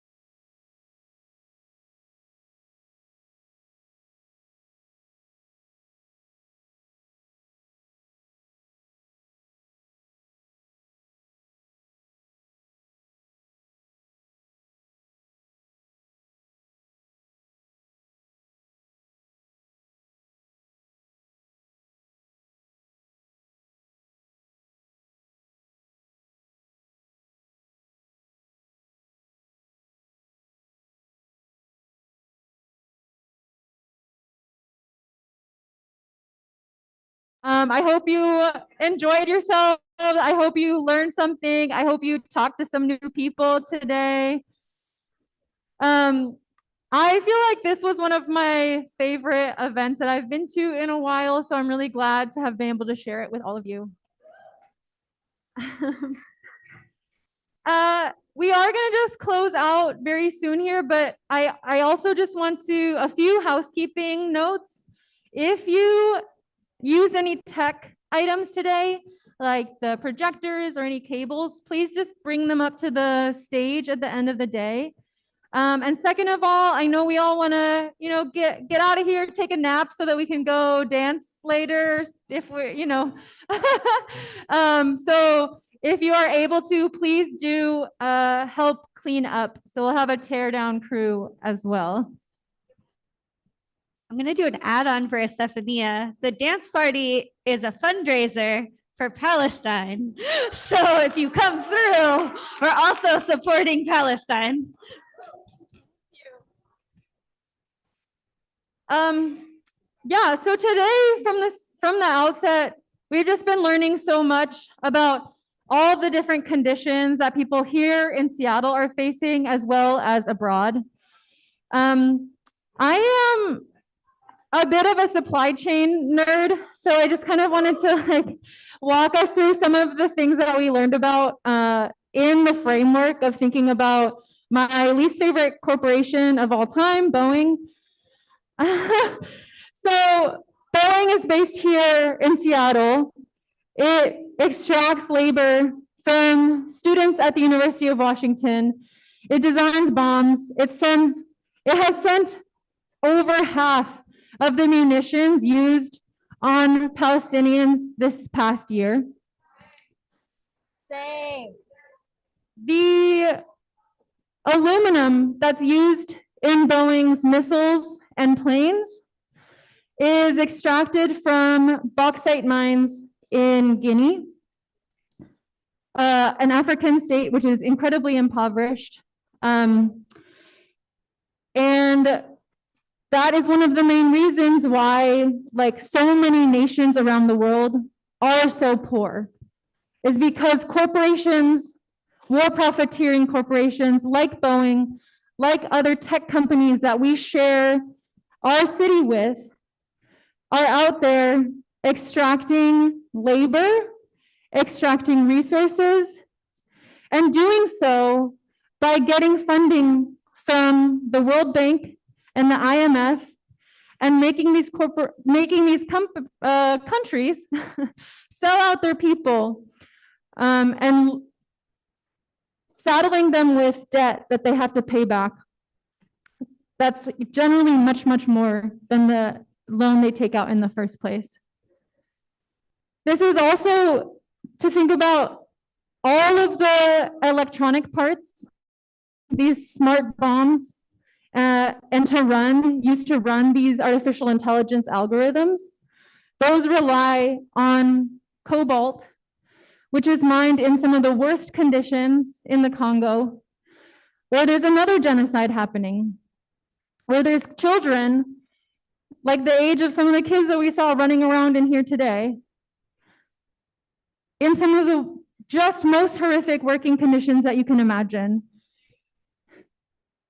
All for the same purpose of making a profit for these companies that are right here in our backyard.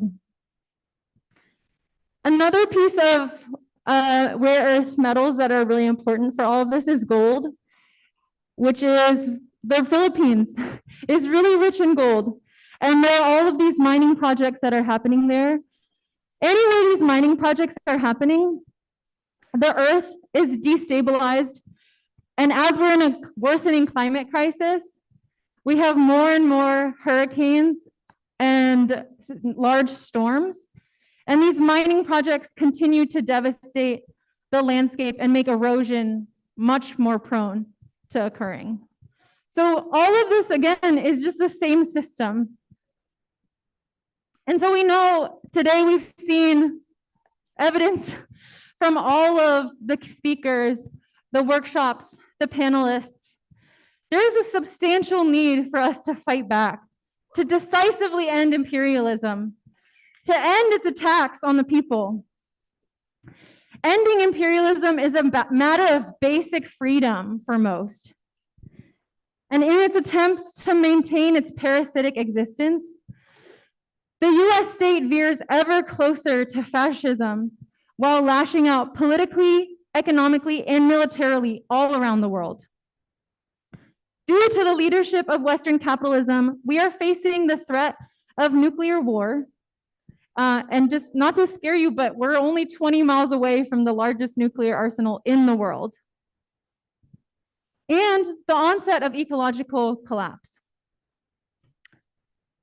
Ending the system is a matter of survival for us all. The United States is the most domineering empire in the world.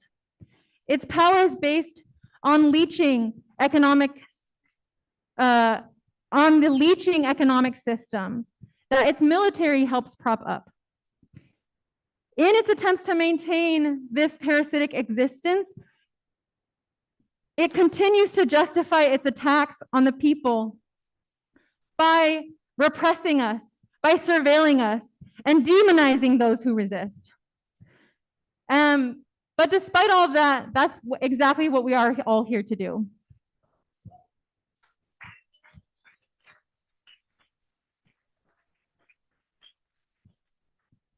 So finally, after years, but in our case, weeks of deliberation, culminating in today's People Assembly, the people have found all of the fascists, Kamala Harris, Donald Trump, corrupt local politicians, the ruling elite, and war profiteers guilty in the crimes of plunder, neglect, war, repression, and genocide.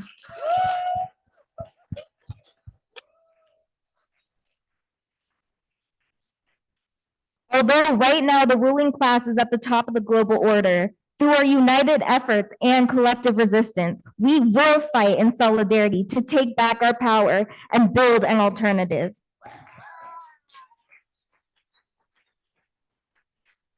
We know that this trial does not end with this sentence. We ask that you all commit to uplifting, building, and defending people's struggles. And again, we call for everyone to mobilize with us on November 9th at 1 p.m. We're at Space Needle, where we are going to fight war, repression, and genocide.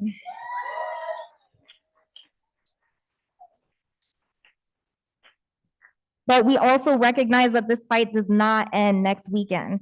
We're going to continue this struggle into the new year, into inauguration, and beyond. We are going to build relationships with each other that we intend to make last well into the future. So we want you all to get plugged into the platform.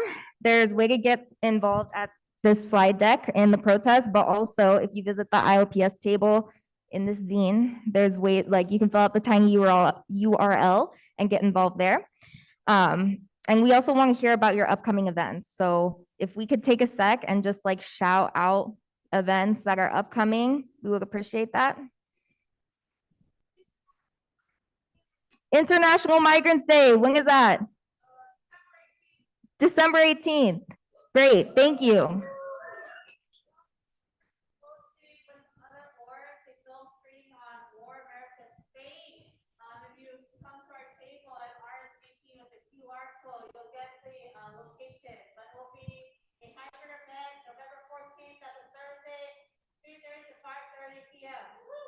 Woo!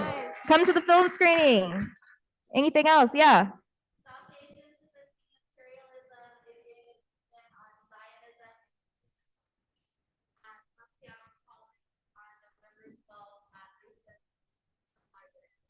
Great. Yes.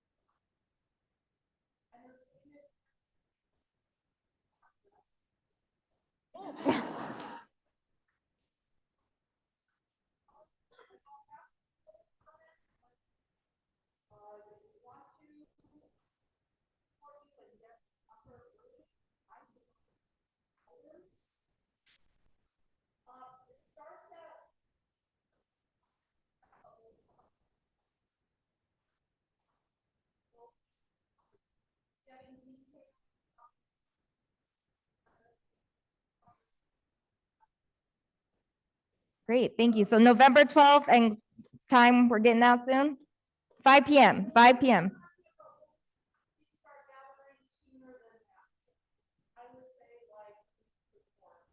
Great, November 12th, 3 to 4 p.m. Be there to publicly shame. Okay. Anyone else? Yeah.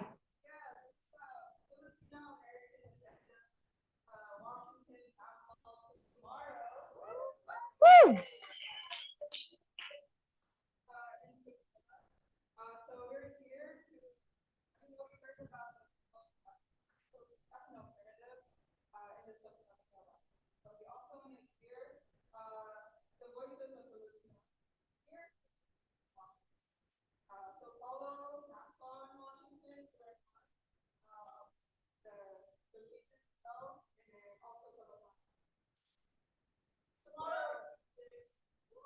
Tomorrow, 3 to 6. Thank you.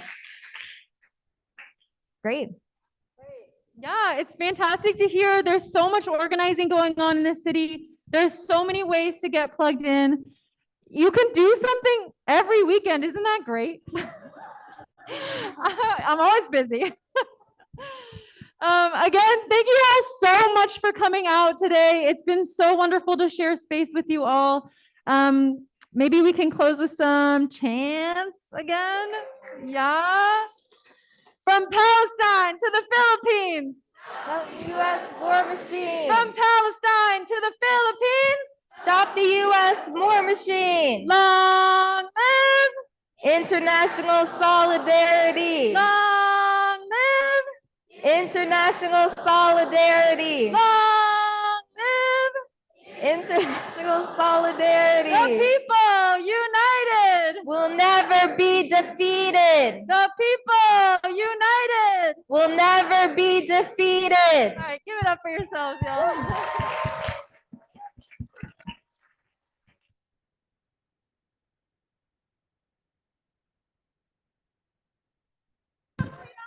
All right. Yeah. So if you want to help clean up, there's 3 major things that you can do. One is, as people are removing the tables, move all the tables to the side over here on the left, and then take all the chairs and stack them on the left on this side. And then if you're feeling extra generous, there's a broom in the hallway. If you want to just sweep the hallway and the gym, that would be great. Thank you so much. All right.